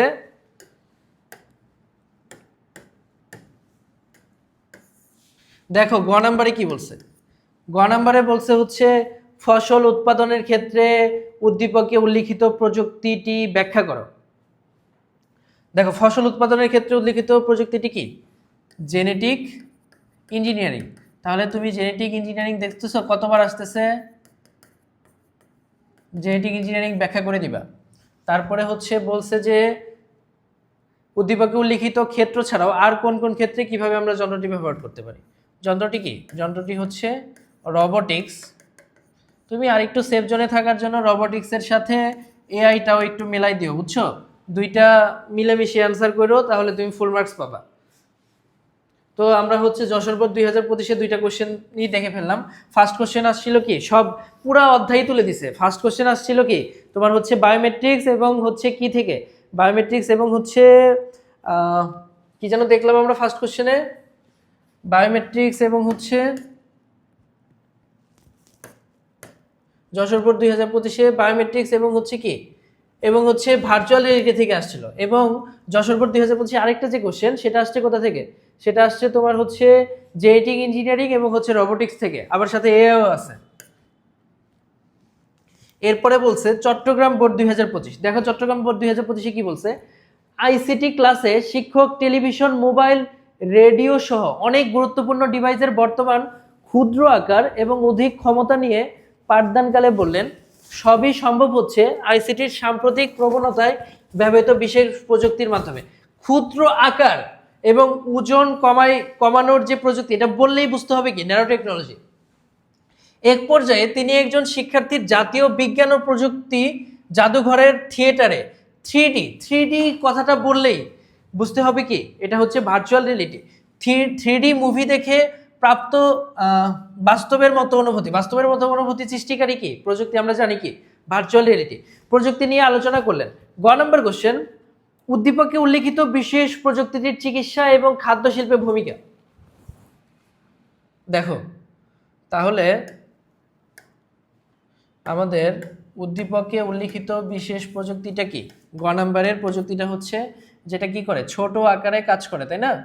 সেটা কি? Nano technology. এটা দাগাই দিছিলাম যে খাদ্য শিল্পে এবং গবেষণাকে খাদ্য এবং চিকিৎসাতে কিভাবে কাজে লাগে, ওটা একটু ব্যাখ্যা করে দিলেই হবে। দুইবার পরে তুমি ব্যাখ্যা করতে পারবে। তারপর বলছে মুভি দেখার প্রযুক্তি। মুভি দেখার প্রযুক্তি হচ্ছে ভার্চুয়াল রিয়েলিটি। এই ভার্চুয়াল রিয়েলিটিটা তুমি কি করবা?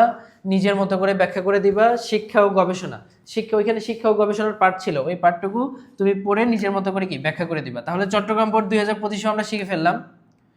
এরপরে দেখি বরিশাল বোর্ড 2025। দেখো বরিশাল বোর্ড 2025 কি বলা আছে? বলছে ক কলেজের আইসিটি ল্যাবে শিক্ষার্থীরা ফিঙ্গারপ্রিন্ট দিয়ে প্রবেশ করে। তারা ওই ল্যাবে বিশেষ প্রোগ্রাম দ্বারা নিয়ন্ত্রিত মানব সৃষ্ট যন্ত্র নিয়ে গবেষণা করে। তাহলে ক কলেজের আইসিটি ল্যাবে শিক্ষার্থীরা কি ফিঙ্গারপ্রিন্ট দিয়ে প্রবেশ করে, তার মানে এটা কি বুঝে ফেলছি? এটা হচ্ছে ফিঙ্গারপ্রিন্ট বায়োমেট্রিক্স। এবং তারা কি করে? তারা ওই ল্যাবে বিশেষ প্রোগ্রাম দ্বারা নিয়ন্ত্রিত মানব সৃষ্ট যন্ত্র কি, রোবট। তাহলে বলছে উদ্দীপকের আইসিটি ল্যাবে প্রবেশের প্রযুক্তিটি ব্যাখ্যা করো। কারো কি বোঝার বাকি আছে? আর কতবার আসবে? বায়োমেট্রিক্স এবং সবচেয়ে ইম্পর্টেন্ট কি, ফিঙ্গারপ্রিন্ট বায়োমেট্রিক্স।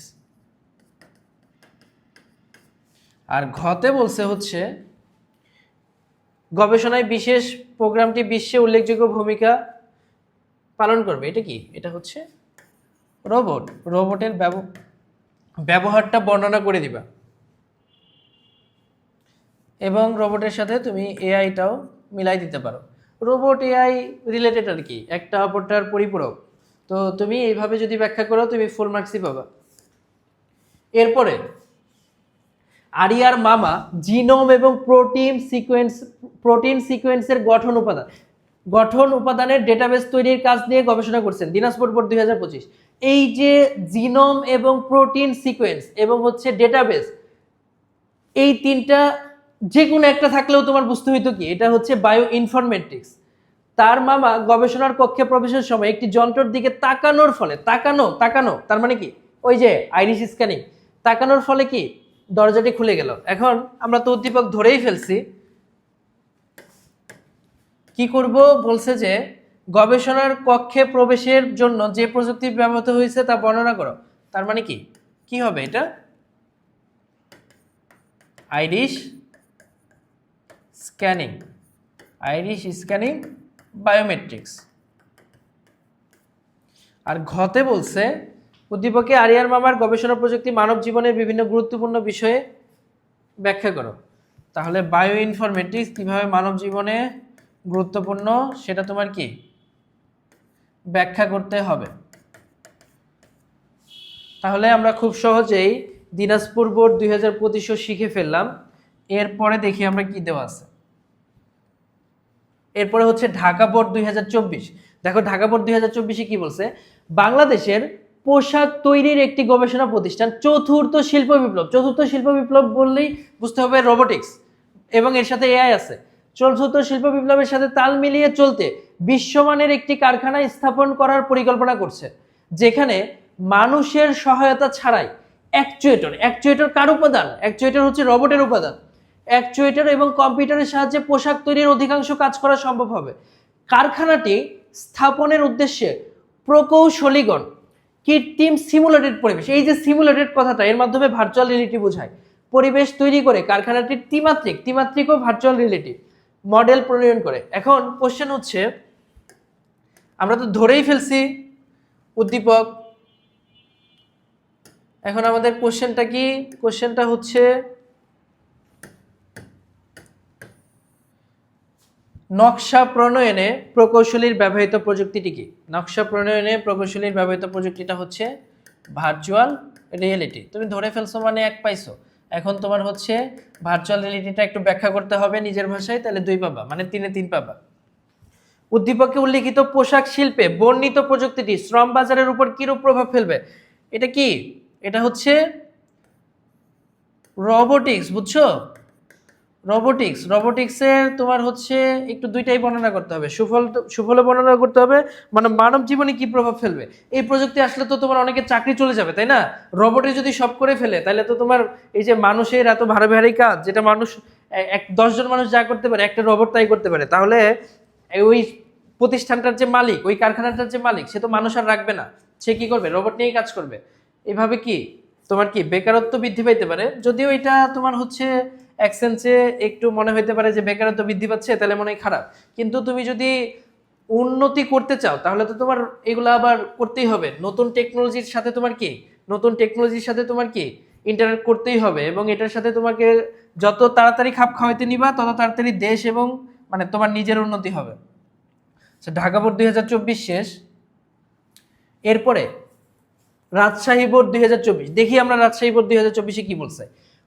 গার্মেন্টস ফ্যাক্টরিতে অগ্নি সংযোগে নিহিত শ্রমিকের পরিচয় শনাক্ত করতে ডিএনএ পরীক্ষা। কি বুঝে ফেলছো তো, তাই না? বায়োমেট্রিক্স।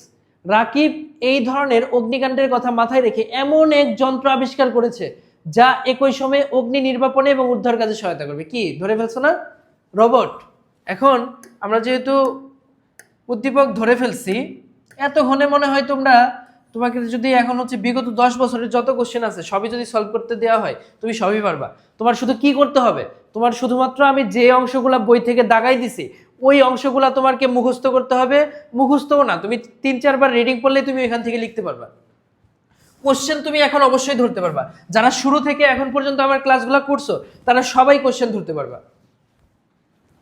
উদ্দীপকের নিহিত শ্রমিক শনাক্তকরণে ব্যবহৃত প্রযুক্তিটি কি বুঝতে কি বাকি আছে? DNA biometrics.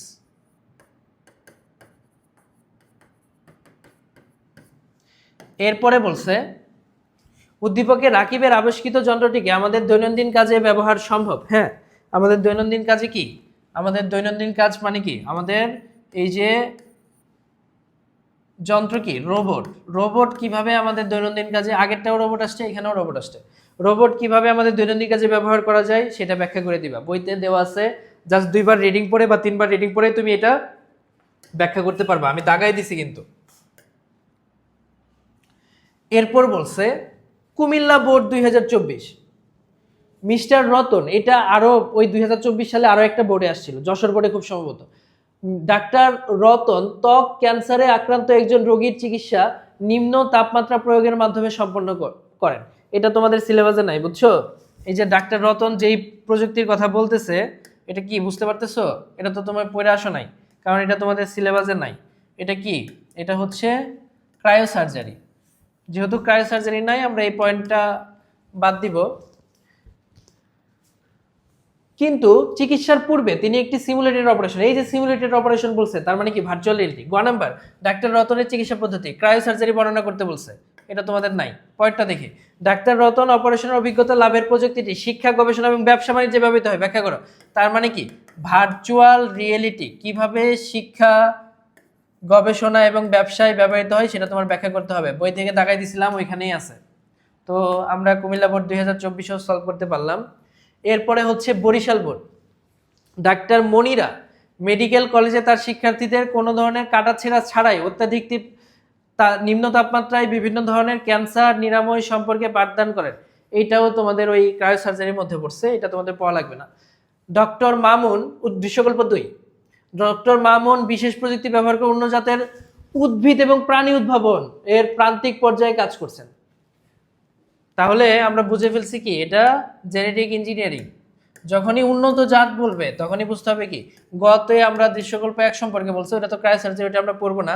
গতে বলছে হচ্ছে দৃশ্যকল্প 2-এ ডক্টর মামুন যে প্রযুক্তি ব্যবহার করেছেন তা খাদ্যের স্বয়ংসম্পূর্ণতা অর্জন করতে অপরিহার্য। দেখো জেনেটিক ইঞ্জিনিয়ারিং, এটা ওই যে খাদ্য শিল্পের যে অবদানটা ওই অংশটুকু পড়লেই তুমি এখান থেকে 4-এ, মানে ভালো লিখলে হয়তো লেখা ভালো থাকলে 4-এ 4 দিতে চাই না, তোমার লেখা যদি অনেক সুন্দর উপস্থাপন হয় 4-এ 4ও পাইতে পারো, অথবা তুমি ওইখান থেকে দেখে লিখলে 4-এ 3 পাবা আর কি। এরপরে আমরা আসি হচ্ছে চট্টগ্রাম বোর্ড 2024। দেখো চট্টগ্রাম বোর্ড 2024-এ কি বলছে। বাশার সাহেব কম্পিউটার মেলায় গিয়ে একটি হার্ড ডিস্ক কিনলেন, খুব ভালো হার্ড ডিস্ক কিনছে। হার্ড ডিস্কটি আকারে খুব ছোট এই যে ছোট যেটা আসছে না, ছোট মানে কি ন্যানো টেকনোলজি, কিন্তু এর ধারণ ক্ষমতা অনেক বেশি। তিনি বন্ধু প্রিন্সকে হার্ড ডিস্কটি দেখানোর জন্য তার অফিসে নিয়ে গেলেন। প্রিন্সের অফিসে গিয়ে দেখলেন উক্ত অফিসের কর্মকর্তা কর্মচারীগণ একটি যন্ত্রের দিকে তাকালেই অফিসের দরজা খুলে যাচ্ছে। যন্ত্রের দিকে তাকানো তার মানে কোন বায়োমেট্রিক্স? Irish scanning. গতে কি বলছে? আমরা উদ্দীপক ধরে ফেলছি। গতে বলছে হচ্ছে উদ্দীপকে উল্লিখিত ডিভাইসটি তৈরির প্রযুক্তি কি? Nano technology. ন্যানো টেকনোলজি ব্যাখ্যা করে দিবা, সবাই পারবা। তারপরে বলছে প্রিন্সের অফিসে দরজায় ব্যবহৃত প্রযুক্তি আইরিশ স্ক্যানিং। আইরিশ স্ক্যানিং বায়োমেট্রিক্সটা তোমরা কি করবা? ব্যাখ্যা করে দিলেই তুমি এখান থেকে কি ফুল মার্কস পেতে পারো। তাহলে আমরা কুমিল্লা বোর্ড, চট্টগ্রাম বোর্ড 2024ও শিখলাম। এরপরে দেখি ময়মনসিংহ বোর্ড 2024 কি বলছে? সরাসরি বিমান চালনা না করেও প্রযুক্তির কল্যাণে মিস্টার এক্স একজন বৈমানিক কৃষি বিজ্ঞানী, তার মানে কি এটা আমরা বুঝে ফেলছি কি ভার্চুয়াল রিয়েলিটি। কৃষি বিজ্ঞানী মিস্টার ওয়াই উন্নত জাতের পাট বীজ, এই যে উন্নত জাত বলছে না, আর কিছু কি বুঝতে বাকি আছে? জেনেটিক ইঞ্জিনিয়ারিং উদ্ভাবন করেন এবং সেগুলো চাষ করে কৃষকরা উপকৃত হয়। তিনি তার গবেষণা কর্মের ডেটা সমূহ প্রযুক্তির মাধ্যমে সংরক্ষণ করেন। এই যে সংরক্ষণ করার যে ব্যাপারটা, এটা কি বায়ো ইনফরমেটিক্স। তাহলে উদ্দীপকের বিমান প্রশিক্ষণ প্রযুক্তিটি বর্ণনা করো, কি হবে বলো? বিমান প্রশিক্ষণ প্রযুক্তি। বিমান সরাসরি না চালায় কি কম্পিউটার নিয়ন্ত্রিত পরিবেশে চালায়, তার মানে কি ভার্চুয়াল রিয়েলিটি, বা এটাকে সংক্ষেপে বলে হচ্ছে ভিআর। আর ঘতে হচ্ছে তোমরা অনেকে হচ্ছে ভিআর বক্স দেখে থাকবা। ঘতে বলছে ওয়াইয়ের কর্মকাণ্ডে যে প্রযুক্তি সমূহ নির্দেশিত হয়েছে তা একে অপরের পরিপূরক। কোন প্রযুক্তি সমূহ নির্দেশিত হয়েছে? একটা হচ্ছে অধিক উন্নত জাতের পাট বীজ, তার মানে কি এটা হচ্ছে জেনেটিক ইঞ্জিনিয়ারিং। আর পরেরটা হচ্ছে সংরক্ষণ করেন, তাই না ডেটা সমূহ, তার মানে হচ্ছে বায়ো ইনফরমেটিক্স। এই যে বায়ো ইনফরমেটিক্স এবং জেনেটিক ইঞ্জিনিয়ারিং এটা একে অপরের পরিপূরক, কারণ দুইটার একটা হচ্ছে গবেষণা করে, আরেকটা হচ্ছে দুইটাই বায়োলজি নিয়ে কাজ কাম, বুঝছো? একটা হচ্ছে গবেষণা করে, এটার মাধ্যমে গবেষণা করে, আর এখানে কি ওই গবেষণা মানে তোমার হচ্ছে ডিএনএটা কেটে কুটে এখানে লাগানো হয় আমাদের কি উচ্চ মানে অধিক ফলনশীল বীজ পাইতে আর কি। তাহলে আমরা ময়মনসিংহ বোর্ড 2024ও শিখে ফেললাম। এরপরে দেখি আমরা ঢাকা বোর্ড 2023। দেখো ঢাকা বোর্ড 2023-এ একটা চিত্র আসছে। কি বলছে? নতুন জীবকোষ সৃষ্টি। কি বুঝতে বাকি আছে? একটা দিয়েই বোঝা যায়, হাইব্রিড শস্য। বোঝা শেষ। দুধে আমিষের পরিমাণ বাড়ানো। কি জেনেটিক ইঞ্জিনিয়ারিং। আর কিছু লাগে না। বর্তমানে বিভিন্ন প্রতিষ্ঠান তাদের নিরাপত্তা গবেষণা এমনকি বিনোদনের ক্ষেত্রেও মানুষের ব্যবহার সীমিত করে নিয়ে আসছে। প্রযুক্তির জগতে এটা চতুর্থ শিল্প বিপ্লব, রোবোটিক্স সাথে কি এআই। তাহলে আমরা উদ্দীপক যেহেতু ধরে ফেলছি, আমরা অ্যান্সারগুলা দেখি কিভাবে করতে হবে। গ নাম্বার, দৃশ্যকল্প একে প্রশ্নবোধক চিহ্নিত স্থানের প্রযুক্তিটি ব্যাখ্যা করো। কি জেনেটিক ইঞ্জিনিয়ারিং। জেনেটিক ইঞ্জিনিয়ারিংটা কি করতে হবে? ব্যাখ্যা করতে হবে। ব্যাখ্যা কিভাবে করতে হবে, কোন অংশ পড়তে হবে বলে দিছি। তারপরে হচ্ছে চতুর্থ শিল্প বিপ্লবের ক্ষেত্রে দৃশ্যকল্প 2-এ উল্লিখিত প্রযুক্তিটির ভূমিকা। উল্লিখিত প্রযুক্তিটি কি? রোবোটিক্স। সাথে এআইটাও একটু ব্যাখ্যা করে দিও। এটা মানে তোমার কি এসে লাগবে? চতুর্থ শিল্প বিপ্লবে কিভাবে এটা হচ্ছে এখন মানব জীবনে উন্নতি করতেছে বা হচ্ছে রেভলিউশন ঘটাইতেছে, এগুলো একটু ব্যাখ্যা করে দিলেই কি তুমি ফুল মার্কস পাবা। তাহলে আমরা ঢাকা বোর্ড 2023ও শিখে ফেললাম। এরপর থেকে দেখো ঢাকা বোর্ড 2023-এ এইখান থেকে দুইটা কোশ্চেন আসছে। একটা কি দেখলাম, একটা আসছে ভার্চুয়াল রিয়েলিটি না কি দেখলাম, জেনেটিক ইঞ্জিনিয়ারিং, আর একটা হচ্ছে তোমার রোবোটিক্স থেকে। আর এটা দেখি কি থেকে আসছে, ডাক্তার জেসি দেব নিয়ন্ত্রিত তাপমাত্রায় চিকিৎসা পদ্ধতি সম্পর্কে বিশেষ প্রশিক্ষণ গ্রহণের জন্য জাপান গিয়েছিলেন। এটা তো ক্রায়োসার্জারি। বিশেষ ব্যবস্থায় কম্পিউটার নিয়ন্ত্রিত পরিবেশ। এই যে কম্পিউটার নিয়ন্ত্রিত পরিবেশ আমরা কি বুঝে ফেলছি? ভার্চুয়াল রিয়েলিটি পরিবেশে থেকে তিনি একটি চিকিৎসা পদ্ধতি সম্পর্কে বাস্তব অভিজ্ঞতা অর্জন করে দেশে ফিরে এসেছেন। এখন তার কাছে রোগী এলে তিনি বিশেষ কিছু জটিল রোগের অপারেশনে সফলতার সাথে এই চিকিৎসা প্রয়োগ করে থাকেন। তাহলে এটা হচ্ছে ক্রায়ো সার্জারি এবং ভার্চুয়াল রিয়েলিটি। ক্রায়ো সার্জারি তো নাই, তাই ক্রায়ো সার্জারিটা হয়তো তোমরা ইজিলি বুঝতে পারতেছো না। উদ্দীপকে উল্লিখিত ডাক্তারের প্রশিক্ষণ গ্রহণের প্রযুক্তি ব্যাখ্যা করো। তাহলে যেই পদ্ধতিতে উনি প্রশিক্ষণ গ্রহণ করছিলেন সেটা কি? সেটা হচ্ছে ভার্চুয়াল রিয়েলিটি। এটা ব্যাখ্যা করে দিবা।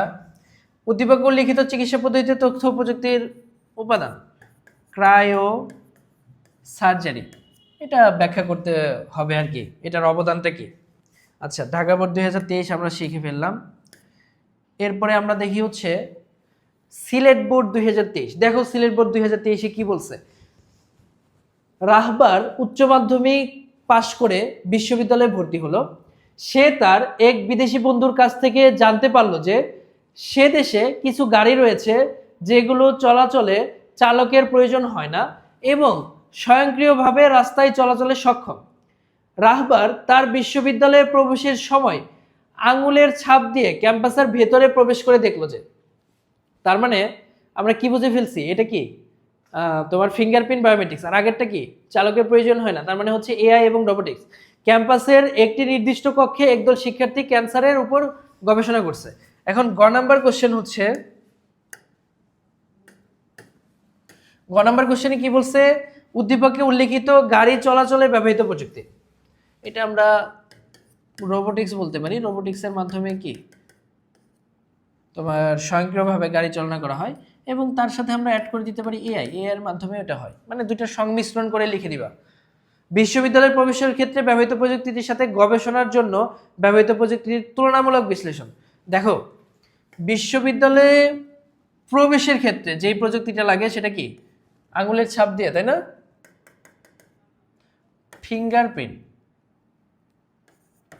মানে এখানে যেহেতু প্রযুক্তি বলছে তার মানে হচ্ছে বায়োমেট্রিক্স, বায়োমেট্রিক্স সম্পর্কে বলছে। এবং তার সাথে প্রযুক্তির সাথে গবেষণার জন্য দেখো একটি নির্দিষ্ট কক্ষে একদল শিক্ষার্থী ক্যান্সারের উপর গবেষণা করছে। গবেষণা মানেই কি? গবেষণা মানেই হচ্ছে বায়ো ইনফরমেটিক্স। তাহলে তোমার কি করতে হবে? বায়োমেট্রিক্স এবং বায়ো ইনফরমেটিক্স এর পার্থক্য লিখতে হবে। আমি যে তোমাদের বই দেখাই দিয়েছিলাম, বইয়ের ওইখানে বায়োমেট্রিক্স এবং বায়ো ইনফরমেটিক্স এর একটা চার্ট দেওয়া ছিল। আমি বলছিলাম যে যদি ঘতে আসে তাহলে পুরো চার্টটাই দিতে হবে, মানে পার্থক্যটা, আর ঘতে আসলে দুইটা বা তিনটা দিলেই হবে। যেহেতু ঘতে আসছে তাহলে ওই চার্টটা পুরোটা তুমি হুবহু এখানে কি করবা? লিখে দিবা। এরপরে আসছে হচ্ছে চট্টগ্রাম বোর্ড 2023। দেখো চট্টগ্রাম বোর্ড 2023-এ কি বলছে? সাম্প্রতিককালে আধুনিক প্রযুক্তির কল্যাণে পৃথিবীতে বসে কৃত্রিম পরিবেশে চন্দ্র ভ্রমণের অভিজ্ঞতা অর্জন সম্ভব হচ্ছে। তার মানে কি? কৃত্রিম পরিবেশে চন্দ্র ভ্রমণ, ভার্চুয়াল রিয়েলিটি।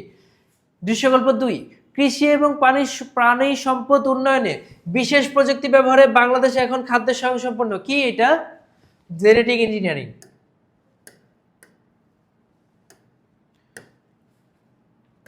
তাহলে আমাদের গতে কি বলছে দেখি।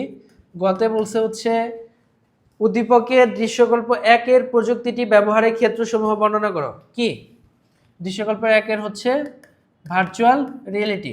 দেখছো ভার্চুয়াল রিয়েলিটি কতবার আসে, কত ইম্পর্টেন্ট একটা টপিক। এরপরে বলছে যে দৃশ্যকল্প 2-এর প্রযুক্তি উন্নয়নের বিশেষ ভূমিকা। দৃশ্যকল্প 2 কি? এটা হচ্ছে জেনেটিক ইঞ্জিনিয়ারিং। কিভাবে জেনেটিক ইঞ্জিনিয়ারিং খাদ্য শিল্পে ভূমিকা রাখে সেটা ব্যাখ্যা করে দিবা।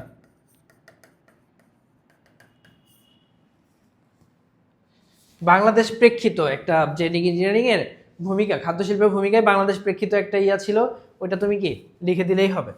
তাহলে আমরা চট্টগ্রাম বোর্ড 2023 শিখে ফেললাম। এখন হচ্ছে সকল বোর্ডে, সকল বোর্ডে 2018 সালে কি সমন্বিত কোশ্চেনের পরীক্ষা হয়েছিল, বুঝছো? যেমন এইবার বলছে 2026 সালেও হবে। তো সকল বোর্ড 2018 সালে কি হয়েছে? এজ সাহেব একজন বড় ব্যবসায়ী, তার অফিসের কর্মচারীদেরকে একটি সুইচে হাতের ছাপ দিয়ে উপস্থিতি নিশ্চিত করতে হয় এবং কারখানায় প্রবেশ করার জন্য শ্রমিকরা হাতের ছাপ দিয়ে উপস্থিতি নিশ্চিত করতে হয়। তার মানে কি? হাতের ছাপ মানে কি? Hand geometry. এবং কারখানায় প্রবেশের জন্য শ্রমিকদের মনিটরের দিকে তাকানো মানে কি? Irish scanning. এজ সাহেবের কপালে টিউমার অপারেশন করতে গেলে ডাক্তার সাহেব কোনো রক্তপাত ছাড়া একটি বিশেষ পদ্ধতিতে অত্যন্ত নিম্ন তাপমাত্রায় টিউমার অপারেশন করতে, এটা কি ক্রায়োসার্জারি, যেহেতু এটা নাই আমাদের না পড়লেও হবে। উদ্দীপকের আলোকে এজ সাহেবের টিউমার অপারেশন, তারপরে আমরা লিখে দেই এটা টিউমার অপারেশন কি ছিল, ক্রায়োসার্জারি। 26 ব্যাচে নাই এটা। আর হচ্ছে ঘ নাম্বারে বলছে উদ্দীপকের এজ সাহেবের অফিসে উপস্থিত নিশ্চিত করতে প্রবেশের প্রক্রিয়াদ্বয়ের মধ্যে কোনটি সুবিধাজনক? একটা কি, একটা হচ্ছে আইরিশ স্ক্যানিং, আরেকটা কি, আরেকটা হচ্ছে হ্যানজিওমেট্রি।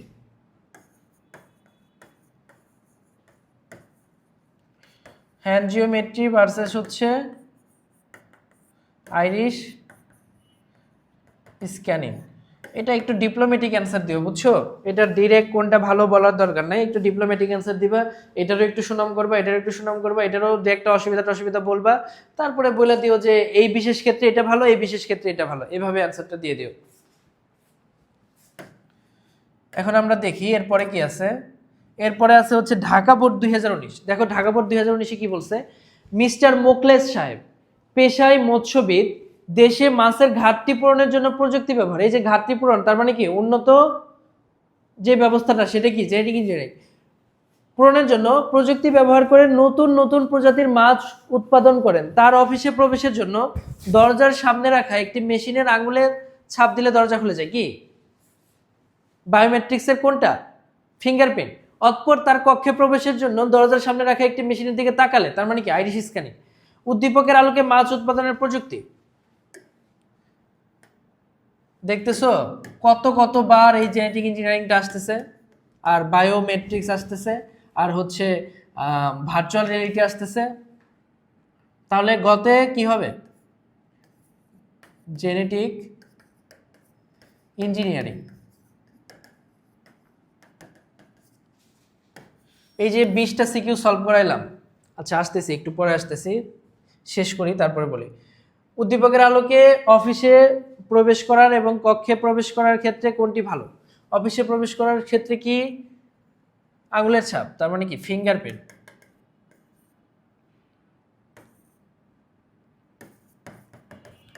আরেকটা হচ্ছে তাকালে দরজা খুলে যায়, তাই না, আইরিশ স্ক্যানিং। তাহলে এখানে হচ্ছে ফিঙ্গারপ্রিন্ট ভালো হবে আইরিশ স্ক্যানিং এর চেয়ে। এটা কিভাবে ব্যাখ্যা করতে হয় তোমাদের বলে দিছিলাম, ওইটা দেখে ব্যাখ্যা করে দিবা। এই যে 20টা বা 20টা প্লাস তোমাকে সিকিউ সলভ করাইলাম, এই 20টা সিকিউর মধ্যে তুমি কি কোনো প্যাটার্ন খুঁজে পাইছো? আমি যে তোমার হচ্ছে শুরুতে যে সাজেশন দিছিলাম, সেই সাজেশনে আমি কি বলছিলাম যে হচ্ছে তোমার 7 স্টার দিয়ে দিছিলাম কোনটাকে, 7 স্টার দিছিলাম হচ্ছে তোমার বায়োমেট্রিক্সটাকে। দেখছো বায়োমেট্রিক্স কতবার আসছে? এই যে তুমি 20টা বোর্ড কোশ্চেন সলভ করলা, তুমি কি দেখতে পাইছো যে হচ্ছে আমি 5 স্টার দিছিলাম কোনগুলা সাজেশনে বলছিলাম যে হচ্ছে তোমার কি তোমার হচ্ছে ভার্চুয়াল রিয়েলিটি, তারপরে জেনেটিক ইঞ্জিনিয়ারিং, তারপরে হচ্ছে তোমার ভার্চুয়াল রিয়েলিটি, জেনেটিক ইঞ্জিনিয়ারিং, এই দুইটা কতবার আসছে দেখছো? তার মানে আমি যে সাজেশনগুলো দিছি, ওই সাজেশনগুলো দেখে আমি যে বই দাগাই দিলাম ওইগুলো যদি তুমি পড়ো এবং হচ্ছে এই যে বোর্ড কোশ্চেনগুলো সলভ করে দিলাম, তুমি এখন যে কোনো কোশ্চেনের যেই প্যাটার্নেরই হোক তুমি প্যাটার্নটা তো বুঝে গেছো, এখন তুমি কোশ্চেন ধরতে পারবা। তার মানে তুমি কি সবই পারবা, তাই না? তাহলে এখন তোমার শুধু এখন পড়তে হবে, বুঝছো? আমি তোমাকে সব ধরাই দিছি, এখন যদি নিজের কষ্ট করে 2-3 বার শুধুমাত্র রিডিংটা পড়তে হবে এবং সংজ্ঞাগুলো একটু মুখস্থ করতে হবে। তো আশা করি এই অধ্যায় থেকে তোমরা এখন কি ফুল মার্কসই পাবা। এরপরে আমরা যেটা করব, আমরা হচ্ছে এমসিকিউ সলভ করব।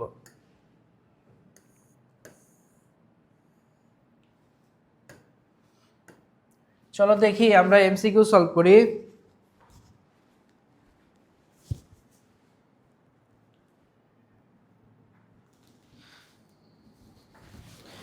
দেখো আমাদের ফার্স্ট এমসিকিউতে কি বলা আছে, আমাদের ফার্স্ট এমসিকিউতে বলা আছে হচ্ছে ভার্চুয়াল রিয়েলিটি এর পরিবেশ হলো। ভার্চুয়াল রিয়েলিটি, তুমি তো আমি যে তোমাকে পড়ে আসছি এতক্ষণ, তোমার কি ভার্চুয়াল রিয়েলিটির পরিবেশ, ভার্চুয়াল রিয়েলিটির নামটা শোনার পরে তোমার কি 3D একটা 3D কথাটা তোমার মাথার মধ্যে চলে আসছে না? তার মানে ভার্চুয়াল রিয়েলিটির পরিবেশ কি ত্রিমাত্রিক। দেখো ত্রিমাত্রিক কোথায় আছে, যেখানে ত্রিমাত্রিক আছে সেটাই কি অ্যান্সার হবে। তার মানে ভার্চুয়াল রিয়েলিটির পরিবেশ হচ্ছে ত্রিমাত্রিক। এরপরে আমরা দেখি এরপরে কি বলা আছে। এরপরে বলছে হচ্ছে কোন তত্ত্বের উপর ভার্চুয়াল রিয়েলিটি প্রতিষ্ঠিত। দেখো যারা এতক্ষণ ক্লাস করে আসছো তারা এটা দেখার সাথে সাথেই বুঝিয়ে ফেলছো যে কোন তত্ত্বের উপর ভার্চুয়াল রিয়েলিটি প্রতিষ্ঠিত। সেটা হচ্ছে সিমুলেশন তত্ত্ব। তার মানে হচ্ছে আমরা দুইটা এমসিকিউ পড়ে ফেললাম এবং দুইটা এমসিকিউ আমাদের নতুন করে কিছু পড়া লাগে না, আমরা দেখার সাথে সাথেই কি এটা অ্যান্সার করে ফেলছে। তার মানে তোমার এই এমসিকিউ সলভ করতে হইলে এই যে এতক্ষণ যে ক্লাসগুলো করে আসছি, এতক্ষণ যে তোমাকে বই দাগাই দিলাম, তারপর হচ্ছে সিকিউ সলভ করে দিলাম, তারপর কোশ্চেনগুলা হাতে হাতে ধরাই দিলাম, ওইগুলা করে এসে তারপর যদি তুমি এমসিকিউ সলভ করতে আসো তাহলে তোমার জন্য কি খুবই খুবই সহজেই তুমি সলভ করতে পারবা। এরপরে দেখো 3 নম্বরটাতে কি বলছে, ভার্চুয়াল রিয়েলিটিতে ব্যবহৃত এইচএমডি। দেখো এইচএমডি আমি যখন ভার্চুয়াল রিয়েলিটি পড়াইছিলাম এইচএমডি একটা ছিল। এইচএমডি কোনটিকে নির্দেশ করে? এইচএমডি হচ্ছে একটা, বলতো কি? এইচএমডি হচ্ছে একটা বিশেষ চশমা। এগুলো যদি তুমি বুঝতে চাও তাহলে তোমার কি করতে হবে, পুরো বইটা রিডিং ভালো করে পড়তে হবে এবং যেসব টপিকগুলো আমি বলে দিছি ওই টপিকগুলো ভালো মতো পড়লেই তুমি এগুলা বুঝতে পারবা। আমার দাগানো বইটা যেটা আমি দেখাইছি ওইটা আগে করে আসো, তারপরে তুমি এমসিকিউ সলভ করতে আসো। এরপর বলছে যে কাজের প্রয়োজনে রোবটকে কত ডিগ্রি পর্যন্ত ঘোরানো যায়। এটাও তুমি হচ্ছে বলতে পারবা, সেটা হচ্ছে তুমি যদি বইটা পড়ো তাহলে তুমি বলতে পারবা কাজের প্রয়োজনে রোবটকে কি 360 ডিগ্রি পর্যন্ত ঘোরানো যায়। এরপর দেখো কি আছে, রোবটের অ্যাকচুয়েটর বলতে কি বোঝায়? অ্যাকচুয়েটর বলতে বোঝায় হচ্ছে রোবটের পেশি, বুঝছো? অ্যাকচুয়েটর মানে হচ্ছে পেশি। তো এটা তোমার পরীক্ষায় আসতে পারে, খুবই ইম্পর্টেন্ট। এরপর দেখো কি বলছে, রোবট গঠনে কয়টি বিশেষত্ব আছে। এটা ডিরেক্ট তোমার বোর্ড বই থেকে হুবহু তুলে দেওয়া। এটা পরীক্ষায় এমসিকিউ কিন্তু অনেক সময় বোর্ড বই থেকে তুলে দেয়, বুঝছো? রোবট গঠনে 3টা বিশেষত্ব আছে। 3টা বিশেষত্ব কি সেটা একটু পড়ে নিবা, এটা তোমার ক্ষতেও আসতে পারে।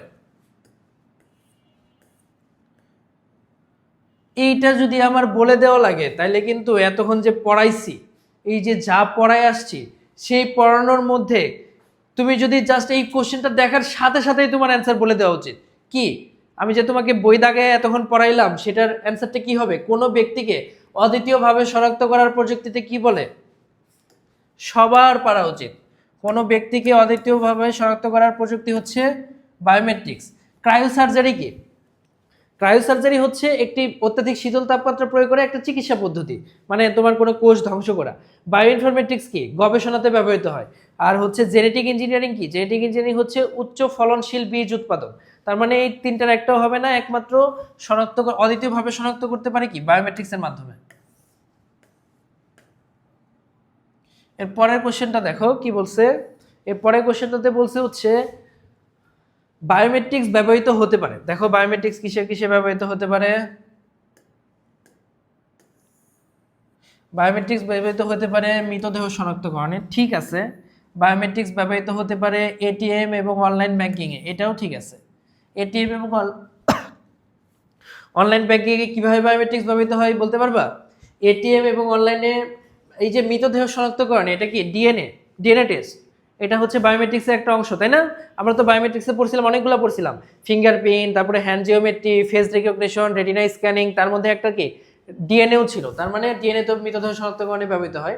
তারপরে এটিএম এবং অনলাইন ব্যাংকিংয়ে কিভাবে বায়োমেট্রিক্স ব্যবহৃত হয় সেটা হচ্ছে, এটা হচ্ছে আচরণগত বায়োমেট্রিক্স। আচরণগত বায়োমেট্রিক্সের মধ্যে একটা কি পাসওয়ার্ড আছে।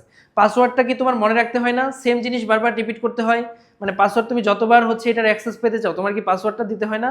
তার মানে হচ্ছে এটিএম এবং অনলাইন ব্যাংকিংয়ে আচরণগত বায়োমেট্রিক্স ব্যবহৃত হয়। গবেষণায় তো ভাইয়া বায়োমেট্রিক্স ব্যবহৃত হয় না, গবেষণায় ব্যবহৃত হয় হচ্ছে বায়ো ইনফরমেটিক্স। তার মানে এটার অ্যান্সার কি হবে? অ্যান্সার হবে হচ্ছে 1 আর 2। 1 আর 2 কোথায় আছে? এই যে বি নাম্বার। তাহলে আমরা এটাও বুঝে ফেললাম। 8 নাম্বার কোশ্চেনও শেষ। দেখো 9 নাম্বার কোশ্চেনে কি বলছে।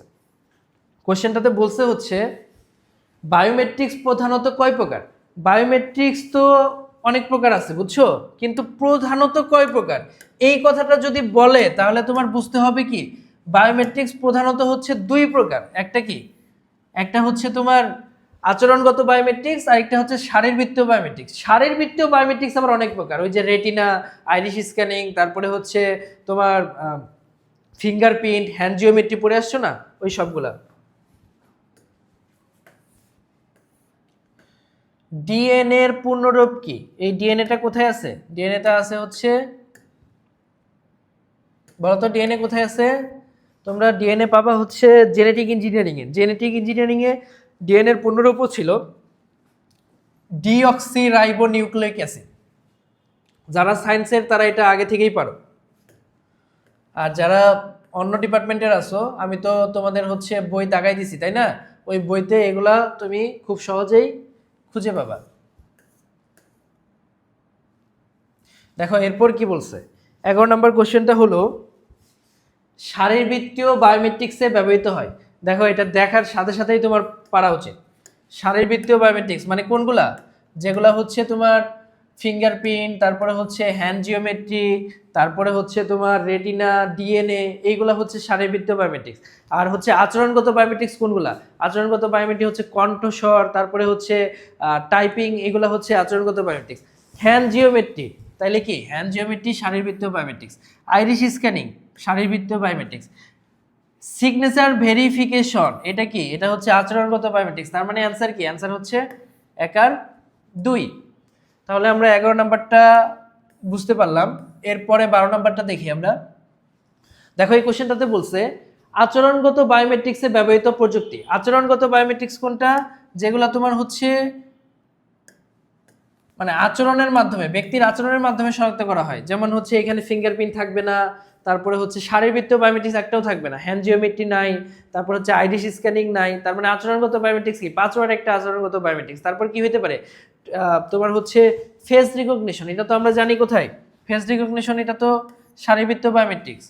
ভয়েস রিকগনিশন, হ্যাঁ ভয়েস রিকগনিশন একটা আচরণগত বায়োমেট্রিক্স। টাইপিং কিস্ট্রোক এটাও একটা আচরণগত বায়োমেট্রিক্স। তার মানে আমাদের অ্যান্সার কি হবে? অ্যান্সার হবে হচ্ছে 1 আর 2।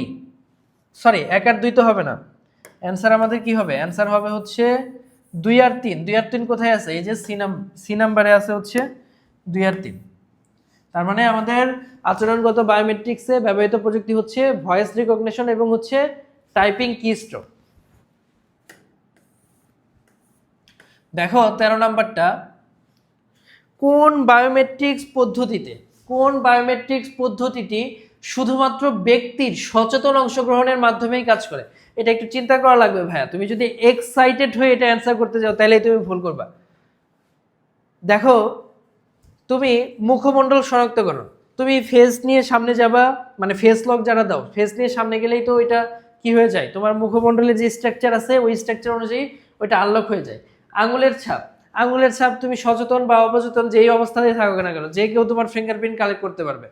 তারপরে হচ্ছে ডিএনএ, ডিএনএতে সচেতন অচেতনের কোনো সমস্যা নাই, তুমি কি যে কোনো অবস্থাতেই কি ডিএনএ, মানুষ মৃত্যুর পরেও তো ডিএনএ স্যাম্পল কালেক্ট করে তাই না? তার মানে এখানে কি হচ্ছে, এখানে হচ্ছে তোমার মুখমণ্ডল এটা হচ্ছে না, আঙুলের ছাপ হচ্ছে না, ডিএনএও হচ্ছে না, একমাত্র আইরিশ স্ক্যান। আইরিশ তো ভাই তোমার চোখের ভেতরের যে স্ক্যানিংটা করা হয় সেটাই তো আইরিশ স্ক্যান। সেটা কি তুমি অবচেতন অবস্থায় সম্ভব? তুমি তো অবচেতন অবস্থায় তো মানে কি তোমার চোখ তো কি, তোমার চোখ তো লাগানো আছে, মানে চোখের পাতাটা তো লাগানো থাকে তাই না? সেই অবস্থায় কি এটা সম্ভব নাকি? সেটা একমাত্র সম্ভব নাকি আইরিশ স্ক্যানটা অবচেতন অবস্থায় কি সম্ভব না। তো আমরা 13 নম্বরটাও শিখে ফেললাম। এরপরে দেখি পাসওয়ার্ডের তুলনায়, কোশ্চেনটা দেখো কি বলছে, পাসওয়ার্ডের তুলনায় বায়োমেট্রিক্সের একটি সুবিধা হলো।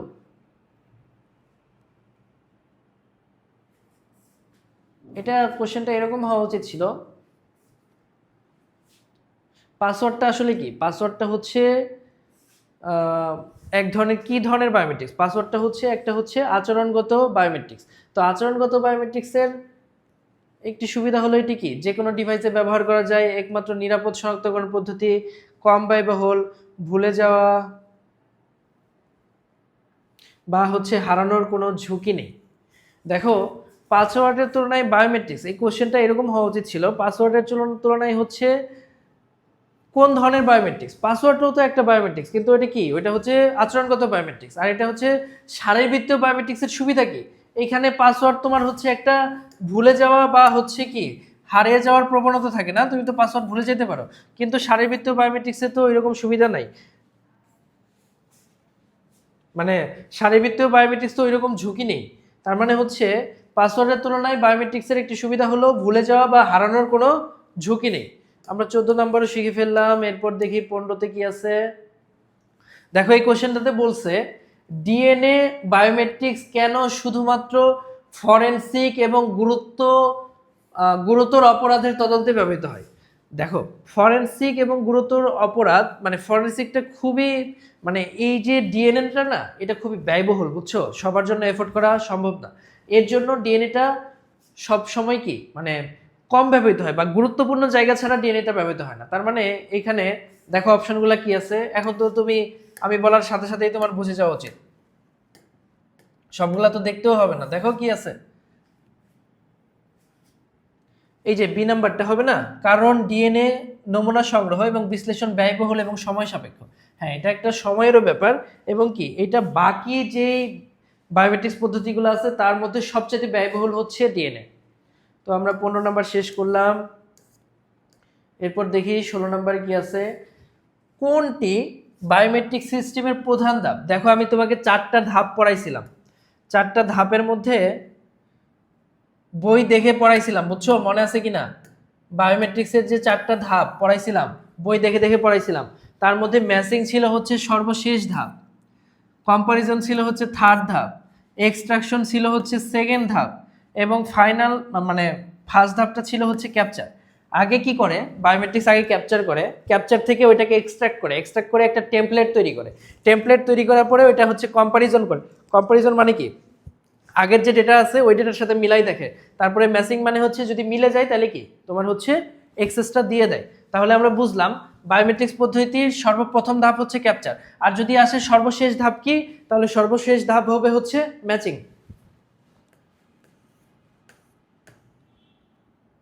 দেখো 17 নম্বরে বলছে হচ্ছে, 17 নম্বরে কি বললো? 17 নম্বর কোশ্চেনটা হচ্ছে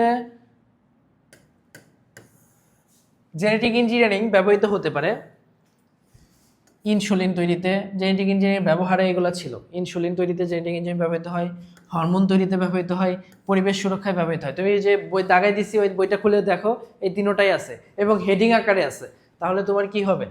জেনেটিক ইঞ্জিনিয়ারিং 3টাতেই ব্যবহৃত হয়।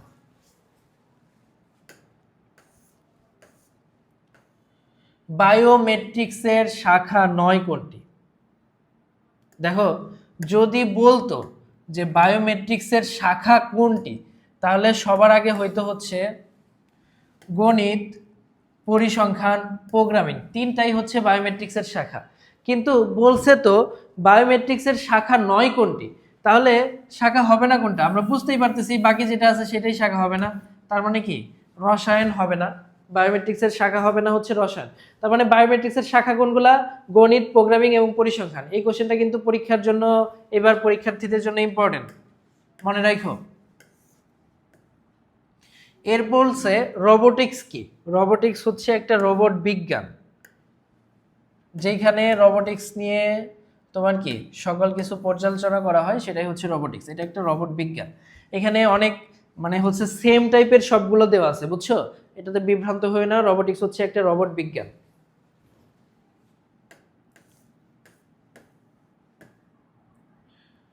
কৃত্রিম বুদ্ধিমত্তা সম্পন্ন চ্যাট জিপিটি কে আবিষ্কার করছে? বলো জেনজি, এটা যদি তুমি না পারছো না, কৃত্রিম বুদ্ধিমত্তা এটা জানার জন্য তোমার আইসিটি পড়া লাগবে না, এটা জানার জন্য তোমার স্মার্ট হওয়া লাগবে। তুমি সবগুলা ইউজ করো। কৃত্রিম বুদ্ধিমত্তা সম্পন্ন চ্যাট জিপিটি কে আবিষ্কার করছে? মাইক্রোসফটের যেই মানে হচ্ছে এআই, সেটা কি? সেটা হচ্ছে কপিলট।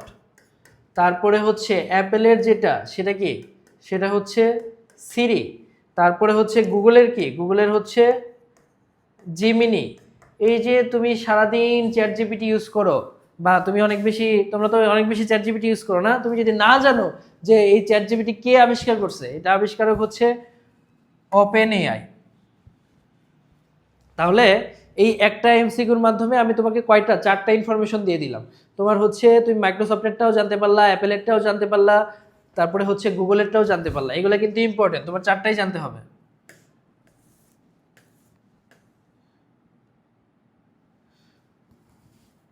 এরপর হচ্ছে হার্ডওয়্যার এবং সফটওয়্যারের মাধ্যমে তৈরিকৃত বাস্তব ভিত্তিক কৃত্রিম পরিবেশকে কি বলে? এটা তুমি অলরেডি বুঝে ফেলছো, কৃত্রিম কিন্তু আবার বাস্তব, এই জিনিসটা কি হতে পারে? এটা আমরা পড়ছি হচ্ছে ভার্চুয়াল রিয়েলিটিতে, তাই না? এখানে দেখো ভার্চুয়াল রিয়েলিটি কোনটা দেওয়া আছে, ভার্চুয়াল রিয়েলিটি আছে কিনা? ভার্চুয়াল রিয়েলিটি নাই, কিন্তু ভার্চুয়াল রিয়েলিটির শর্ট ফর্ম আছে, সেটা কি? ভিআর। তার মানে হবে হচ্ছে হার্ডওয়্যার এবং সফটওয়্যারের মাধ্যমে তৈরিকৃত বাস্তব ভিত্তিক কৃত্রিম পরিবেশ হচ্ছে ভিআর বা ভার্চুয়াল রিয়েলিটি। বাংলাদেশের প্রথম কৃত্রিম উপগ্রহের নাম কি? এই কোশ্চেন ভুলে দিয়ে ফেলছে, এই কোশ্চেন জীবনও আসবে না, মানে অ্যাটলিস্ট এই সিচুয়েশনে আসবে না। এটা বঙ্গবন্ধু 1। এই বঙ্গবন্ধু 1 নামে কোনো কিছু কি আসবে? তোমরাই বলো, আসবে না তো? এইবার পরীক্ষায় আসবে না, মানে এসএসসি 26 ব্যাচের জন্য, ইন্টারমিডিয়েট 26 ব্যাচের জন্য এটা না পড়লেও হবে। তারপরেও জেনে রাখো যে হচ্ছে বাংলাদেশের প্রথম কৃত্রিম উপগ্রহের নাম কি? প্রথম কৃত্রিম উপগ্রহ হচ্ছে বঙ্গবন্ধু 1। বিশ্বগ্রামের মেরুদণ্ড কোনটি? দেখো আমি যখন বই দাগাই দিয়েছিলাম এই কোশ্চেনটা তোমাদের আমি আউট করে দিয়েছিলাম, দেখো এই কোশ্চেনটা চলে আসছে। বিশ্বগ্রামের মেরুদণ্ড কি? সবাই পারার কথা, কানেক্টিভিটি। যারা ক্লাসটা শুরু থেকে করছো তারা সবাই জানো যে বিশ্বগ্রামের উপাদান ছিল 5টা, যেটা এখানে নাই, সেটা হচ্ছে মানুষের সক্ষমতা। আর বিশ্বগ্রামের মেরুদণ্ড বা সবচেয়ে গুরুত্বপূর্ণ উপাদান ছিল কি? কানেক্টিভিটি। যারা আমার হচ্ছে বই দাগানো অংশটা দেখো নাই, তারা আগে হচ্ছে ওই অংশটা দেখে আইসা তারপরে এটা করতে হবে। এটা ওই অংশটা দেখে আসে এটা করলে এমন কোনো এমসিকিউ থাকবে না যেটা তুমি পারবে না। 1 ন্যানোমিটার সমান কত মিটার পড়ছিলাম বলতো? এটাও কোশ্চেন আউট করে দিছিলাম। 1 ন্যানোমিটার সমান বলছিলাম যে হচ্ছে 10⁻⁹ মিটার, কিন্তু এখানে মিটারে তো দেওয়া নাই, সেন্টিমিটারে দেওয়া আছে, মিলিমিটারে দেওয়া আছে। এটা যদি সেন্টিমিটারে নেই তার মানে কি 10⁻⁹ গুণ হবে 100। 100 গুণ হলে কি 10⁻⁹ গুণ হবে হচ্ছে 10 স্কোয়ার। তার মানে কি 10⁻⁹, দেখো ছোটবেলার ম্যাথ পড়াচ্ছি তোমাদের, +2। তার মানে কি 10⁻⁷ সেন্টিমিটার। দেখো তো অপশন আছে কিনা? হ্যাঁ, এই যে 10⁻⁷ সেন্টিমিটার। কেউ যদি এটা পাওয়ার সাথে সাথে অ্যান্সার করতে যাইতেছে 10⁻⁹, এটা কি সেন্টিমিটার আছে না মিটার আছে না মিলিমিটার আছে, সেটা না দেখেই যদি তুমি অ্যান্সার করতে চাইতে, তাহলে তুমি একটা গোলালো পাইতা। তো তোমাকে কি করতে হবে? বুঝে শুনে তারপরে এমসিকিউ সলভ করতে হবে। আমরা 24 নাম্বারটাও শিখে ফেললাম। এরপরে হচ্ছে বায়ো ইনফরমেটিক্স ব্যবহৃত হয় যে কোশ্চেনটা, এই কোশ্চেনটার অ্যান্সার হবে, বলতো তুমি ধরতে পারছো কিনা? ইনফরমেটিক্স ব্যবহৃত হয় হচ্ছে ডিএনএ ম্যাপিং, জিন ফাইন্ডিং। মেশিন লার্নিং তো হবে না, কারণ মেশিন লার্নিং তো এআই। তাহলে হচ্ছে 1 আর 2 হবে অ্যান্সার। আমরা 25 নম্বরে শিখে ফেললাম। এরপরে দেখি 26 নম্বরে কি আছে। দেখো 26 নম্বরে বলছে কম্পিউটার অপরাধের অন্তর্ভুক্ত। দেখো এটা দেখার সাথে সাথেই পারা উচিত, এটার জন্য বই পড়ার দরকার নেই। কম্পিউটার অপরাধের সাথে সম্পৃক্ত কি? Software piracy. তুমি নিজে একটা দামি একটা কষ্ট করে একটা সফটওয়্যার বানাইলা, সেটা আরেকজন যদি পাইরেসি করে দেয় তাহলে তো এটা অপরাধ, তাই না? ডেটা চুরি করা তো সব জায়গায় অপরাধ। আর হচ্ছে প্লেজিয়ারিজম, অন্য কেউ একটা কিছু লিখছে সেটা তুমি নিজের নামে চালাই দিলা, তাহলে এটা অপরাধ না? 3টাই হবে। তার মানে কি অ্যান্সার হবে হচ্ছে 1 2 3, 3টাই। 26 নম্বরে শিখে ফেললাম। এরপরে দেখি 27 নম্বরে কি বলছে। 27 নম্বরে বলছে কৃত্রিম বুদ্ধিমত্তায় ব্যবহৃত হয় কোনটি? এখানে কোশ্চেনটা এরকম হওয়া উচিত ছিল, কৃত্রিম বুদ্ধিমত্তায় প্রধানত ব্যবহৃত হয় কোনটি? কৃত্রিম বুদ্ধিমত্তায় তোমার এই যে সিও ব্যবহৃত হয়, বুঝছো? মানে অনেকগুলোই ছিল, তার মধ্যে সবচেয়ে বেশি ব্যবহৃত হয় হচ্ছে, মানে ইম্পর্টেন্সের দিক দিয়ে সবচেয়ে যেটা আগে থাকে সেটা হচ্ছে প্রোলগ, পাইথন, এগুলা কৃত্রিম বুদ্ধিমত্তায় অনেক বেশি ব্যবহৃত হয়। এরপরে হচ্ছে 28 নাম্বার, অনাকাঙ্ক্ষিত বা অবাঞ্ছিত মেইল বা মেসেজ পাঠানোকে কি বলে? এইটা খুবই বিরক্তিকর একটা জিনিস, এটা হচ্ছে স্প্যামিং। এটা কেউ কইরো না, বুঝছো? তুমি অন্য একটা অন্য কাউকে ধরো, তুমি হচ্ছে এটা নর্মালি মানুষ হচ্ছে তার বিপরীত জেন্ডারকে বেশি করে, এগুলা কইরো না, খুব খারাপ। মানুষটা তো বিরক্ত হয়, মানুষকে বিরক্তি করা খুব খারাপ জিনিস। আবার অনেকে যে প্রতারক চক্র আছে না, তারাও কিন্তু এগুলা করে।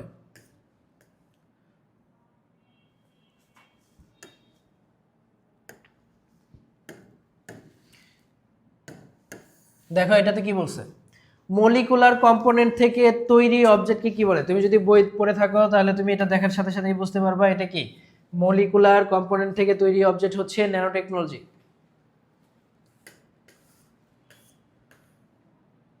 দেখো আমরা একটা উদ্দীপক পাইছি, এই উদ্দীপক থেকে দুইটা কোশ্চেন দেওয়া আছে। হ্যাঁ, এই উদ্দীপক থেকে দুইটা কোশ্চেন তোমার কি সলভ করতে হবে। তো চলো আমরা আগে উদ্দীপকটা পড়ার চেষ্টা করি। উদ্দীপকে কি বলছে? উদ্দীপকে বলছে, বাংলাদেশের ধান গবেষণা ইনস্টিটিউট গবেষণা করে নতুন জাতের ধান উদ্ভাবন করেন, যার ফলে উপকূলীয় অঞ্চলে ধানের উপাদান বহুগুণে বেড়ে যায়। এই যে বেড়ে যাওয়ার যে ব্যাপারটা, এটা দেখার সাথে সাথেই বুঝে যাও কি, এই যে বই তাকাই দিলাম, এতক্ষণ পড়াইলাম, দেখার সাথে সাথেই বোঝা উচিত না এটা জেনেটিক ইঞ্জিনিয়ারিং। উদ্দীপকে গবেষণায় সহায়ক প্রযুক্তি কি? সহায়ক প্রযুক্তি দেখো, ভিআর মানে কি? Virtual reality. এআই মানে কি? Artificial intelligence. জি মানে কি? Genetic engineering. আর বায়োইনফরমেটিক্স, তাহলে কি হবে? Genetic engineering.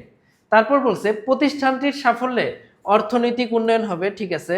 জীববৈচিত্র্য সৃষ্টির পথ সুগম হবে, এটাও ঠিক আছে। ধানের দেশীয় প্রজাতি বিলুপ্ত হবে। আসলে কি দেখো, একটা তুমি যদি অনেক বেশি হচ্ছে কি করো, মানে এখানে বলে দিছে নতুন জাতের ধান উদ্ভাবন করেন, যার ফলে উপকূলীয় অঞ্চলে ধানের পরিমাণ বহুগুণে বেড়ে যায়। এখন একটা প্রযুক্তিতে বা একটা কিছুতে যদি তুমি মানে ধরো তুমি 10 টাকা ইনভেস্ট করে যদি তুমি 20 টাকার ফলাইতে পারো, 10 টাকা ইনভেস্ট করে যদি তুমি 100 টাকার ফলাইতে পারো, তুমি অবশ্যই কি 100 টাকার যেটাতে ফলন আসবে সেটাই তো তুমি করবা, তাই না? তাহলে তোমার এখানে কি 1 আর 2 হবে অ্যান্সার, এই যে এই নাম্বারটা। তাহলে আমরা হচ্ছে 30 এবং 31 শিখে ফেললাম। এরপরে আছে 32 নাম্বারটা, দেখো কি বলছে, বায়োমেট্রিক্স প্রযুক্তি ব্যবহৃত হতে পারে। দেখো এটা বাংলাদেশের জন্য একরকম, আবার পৃথিবীর জন্য আরেক রকম। বাংলাদেশের জন্য আমরা সবাই জানি এটা কি, পাসপোর্ট যারা করছো তারা জানো বায়োমেট্রিক্স ব্যবহৃত, মানে তোমার ফিঙ্গারপ্রিন্ট দেওয়া লাগে। তারপরে হচ্ছে জাতীয় পরিচয়পত্রে যারা হচ্ছে ভোটার হয়েছো তারা জানো হচ্ছে জাতীয় পরিচয়পত্র দেওয়া লাগে। এবং বাংলাদেশে জন্ম নিবন্ধনে এটা দরকার হয় না, কিন্তু উন্নত বিশ্বে দরকার হয়। তুমি বাংলাদেশের প্রেক্ষিতে বললে এটার অ্যান্সার হবে কি? এটার অ্যান্সার হবে হচ্ছে 1 আর 3। তাহলে আমরা 32 নাম্বারটাও দেখলাম। এরপরে বলছে নেট ভিত্তিক অন্যের তথ্যকে নিজের নামে চালিয়ে দেওয়াকে যারা এতক্ষণ ক্লাস করছো তাদের কি আমার এটার বলার দরকার আছে? এটা দেখার সাথে সাথে তুমি বুঝে ফেলছো না, অন্যের নামে অন্যের কোনো কিছু নিজের নামে চালিয়ে দেওয়া কি প্লেজিয়ারিজম।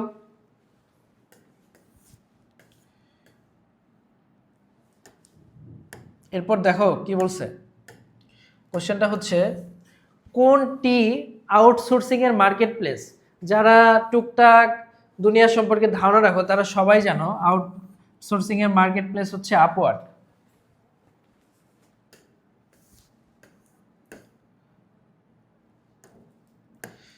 এরপর দেখো কি বলছে, কোশ্চেনটা হচ্ছে কম্পিউটারের মধ্যে জৈব তত্ত্ব নিয়ে গবেষণা করাকে কি বলে? এই যে কতবার বলছি গবেষণা গবেষণা গবেষণা, মানে কি? গবেষণা মানে হচ্ছে তোমার বায়ো ইনফরমেটিক্স, এবং বায়ো ইনফরমেটিক্সের একটা জিনিস হচ্ছে কি ড্রাই ল্যাব।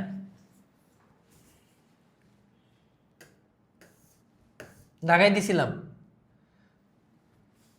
আর্টিফিশিয়াল ইন্টেলিজেন্স শব্দটির সাথে সর্বপ্রথম সকলকে পরিচয় করিয়ে দেয় কে? দেখো এটা যখন আমি বই দাগাইলাম তখন আমি হচ্ছে বলছিলাম যে দুইটা জিনিসের প্রবর্তকের নাম তোমাদের পড়তে হবে। একটা হচ্ছে তোমার কি ভার্চুয়াল রিয়েলিটি না, সরি, একটা হচ্ছে তোমার হচ্ছে মার্শাল ম্যাকলুহান। মার্শাল ম্যাকলুহান কি বিশ্বগ্রামের প্রবর্তক, তাই না? বলছিলাম হচ্ছে তোমার কি তোমার হচ্ছে গ্লোবাল ভিলেজ এটা তোমার পড়তে হবে। গ্লোবাল ভিলেজ মানে দুইটা জিনিসের প্রবর্তকের নাম জানতে হবে, একটা হচ্ছে গ্লোবাল ভিলেজের প্রবর্তক কে? গ্লোবাল ভিলেজের প্রবর্তক হচ্ছে মার্শাল ম্যাকলুহান। আরেকটা পড়তে হবে কি, এআই বা আর্টিফিশিয়াল ইন্টেলিজেন্স আমাদেরকে সর্বপ্রথম পরিচয় করে দেয় কে? সর্বপ্রথম পরিচয় করে দেয় হচ্ছে জন ম্যাকার্থি, এবং আমি এটা দাগেও দিছিলাম। তো যারা পড়ে আসছো তারা সবাই জানো এটা। আমাদের 36 নাম্বার শেষ, এরপরে হচ্ছে 37 নাম্বার। 37 নাম্বারে দেখো কি বলছে, কৃত্রিম বুদ্ধিমত্তার ক্ষেত্র হলো, দেখো কৃত্রিম বুদ্ধিমত্তার ক্ষেত্র কি কি, তুমি অলরেডি মনে হয় জানো এটা, মানে না পড়লেও জানতো। একটা হচ্ছে মেশিন লার্নিং আর একটা কি ডিপ লার্নিং। এই ই লার্নিং তো কৃত্রিম বুদ্ধিমত্তা না, অনলাইনে যাই পড়ো তাই ই লার্নিং। তো হচ্ছে তোমার মেশিন লার্নিং আর ডিপ লার্নিং কোথায় আছে? 1 আর 3। আমরা শেষের দিকে চলে আসছি। জিএমও এর পূর্ণরূপ কি? আমি তোমাকে যখন বই দেখাই দিছিলাম তখন এটা বলে দিছিলাম যে জিএমও এর পূর্ণরূপ কি, এটা কমন দিছিলাম যে পরীক্ষায় আসবে। জেনেটিক্যালি মডিফাইড অর্গানিজম, দেখো এই জিনিসটা কোথায় আছে, জেনেটিক্যালি মডিফাইড অর্গানিজম, দেখো সবার লাস্টে আছে। তাহলে তুমি এটা একটু মনে রাখো যে জিএমও এর পূর্ণরূপ হচ্ছে জেনেটিক্যালি মডিফাইড অর্গানিজম, এবং এটা কোনটার সাথে সম্পৃক্ত? এটা হচ্ছে তোমার জেনেটিক ইঞ্জিনিয়ারিং এর সাথে সম্পৃক্ত। এরপর দেখি 39 নাম্বারটা কি বলছে। 39 নাম্বারটা বলছে টপ ডাউন পদ্ধতি ব্যবহৃত হয় কোনটি? দেখো দুইটা পদ্ধতি আছে, একটা হচ্ছে টপ ডাউন আর একটা হচ্ছে বটম আপ। আমি বই দাগাই দেওয়ার সময় এই দুইটা জিনিস বলে দিছিলাম, এবং এই দুইটা জিনিসের সাথে সম্পর্কিত হচ্ছে ন্যানো টেকনোলজি। তাহলে তোমার ন্যানো টেকনোলজি কোথায় আছে? এই যে ন্যানো টেকনোলজি। তার মানে হচ্ছে টপ ডাউন এবং বটম আপ বললেই তোমার বুঝতে হবে কি, সেটা ন্যানো টেকনোলজি। দেখো আমাদের একদম লাস্ট এমসিকিউতে চলে আসছি আমরা। জিপিএস কি কাজে লাগে? এই যে জিপিএস, আইসিটির অনেক কিছু আছে যেটা জানার জন্য তোমার বই পড়ার দরকার নাই, সেটা তুমি শুধুমাত্র স্মার্ট হইলেই, তুমি যদি বর্তমান দুনিয়া সম্পর্কে জ্ঞান রাখো তাহলে তুমি অ্যান্সার করতে চাই। জিপিএস দেখো হচ্ছে অনেক সময় মুভিতে বা অনেক সময় অনেককে বলতে দেখবা যে জিপিএস ট্র্যাকার, মানে হচ্ছে গাড়িতে জিপিএস ট্র্যাকার আছে কিনা বা এই টাইপের কথাবার্তা বলে। জিপিএস তাহলে কি নির্ণয় ব্যবহৃত হয়? জিপিএস নির্ণয় হচ্ছে অবস্থান নির্ণয় ব্যবহৃত হয়। তাহলে এই যে আমরা 40টা এমসিকিউ, তারপরে হচ্ছে 20টা সিকিউ, তারপরে হচ্ছে অনেক গুরুত্বপূর্ণ আমি একটা হচ্ছে সিকিউ বানাই দিছিলাম তোমাদের জন্য, ওইটা আমার বানানো সিকিউ ছিল। তো এই যে এত কিছু দেখাইলাম এবং হচ্ছে বই ধরে ধরে তোমাদেরকে টপিকগুলো বললাম এবং দাগাই দিলাম, তুমি বলো তো এখন তুমি এই অধ্যায়টা সত্যি সত্যি কথা বলো একদম হচ্ছে তুমি আমাকে কমেন্ট করে জানাবা যে হচ্ছে এই যে তুমি ক্লাসটা করলা, এই ক্লাসটা করার পরে তোমার বইতে যে হচ্ছে তোমার যে কোশ্চেনগুলো আছে, তোমার যে হচ্ছে বোর্ড কোশ্চেনগুলো আছে, বিগত 5 বা 10 বছরের কোশ্চেন যদি তুমি দেখো, একটা কোশ্চেনও থাকবে না যেটা তুমি হচ্ছে অ্যান্সার করতে পারবে না। তুমি প্রত্যেকটা কোশ্চেনেরই প্যাটার্ন ধরতে পারবা। তোমার জাস্ট কি করতে হবে, আমি তোমাকে ধারণা দিয়ে দিলাম কিভাবে অ্যান্সার করতে হয়, কিভাবে পড়তে হবে। তোমার জাস্ট এখন নিজের 3-4 বার করে প্রত্যেকটা টপিক পড়তে হবে। তো এসএসসি 26 ব্যাচ মূলত তোমাদের জন্য এই ভিডিওটা বানানো। হ্যাঁ, তো এই ভিডিওটা তোমাদের জন্য খুবই খুবই উপকারে আসে, তুমি এই ভিডিওটা দেখো। আমি তোমাকে বলতেছি একটা ভিডিওর মাধ্যমেই তুমি এই অধ্যায় থেকে 10 মার্ক হচ্ছে সিকিউ আর 3 থেকে 4টা এমসিকিউ আসবে, তার মানে 14 মার্কের মধ্যে তুমি এই অধ্যায় থেকে 5টা এমসিকিউ আসতে পারে, তার মানে 15 মার্কের মতো তুমি এই অধ্যায় থেকে কনফার্ম করতে পারবে। তো তোমাদের জন্য অনেক শুভকামনা রইল, তোমরা শুরু থেকে এই অধ্যায়টা শেষ করো, ইনশাল্লাহ তোমাদের ফার্স্ট চ্যাপ্টারে আর কোনো সমস্যা থাকবে না। তো সবাই ভালো থাকো, সুস্থ থাকো, আল্লাহ হাফেজ।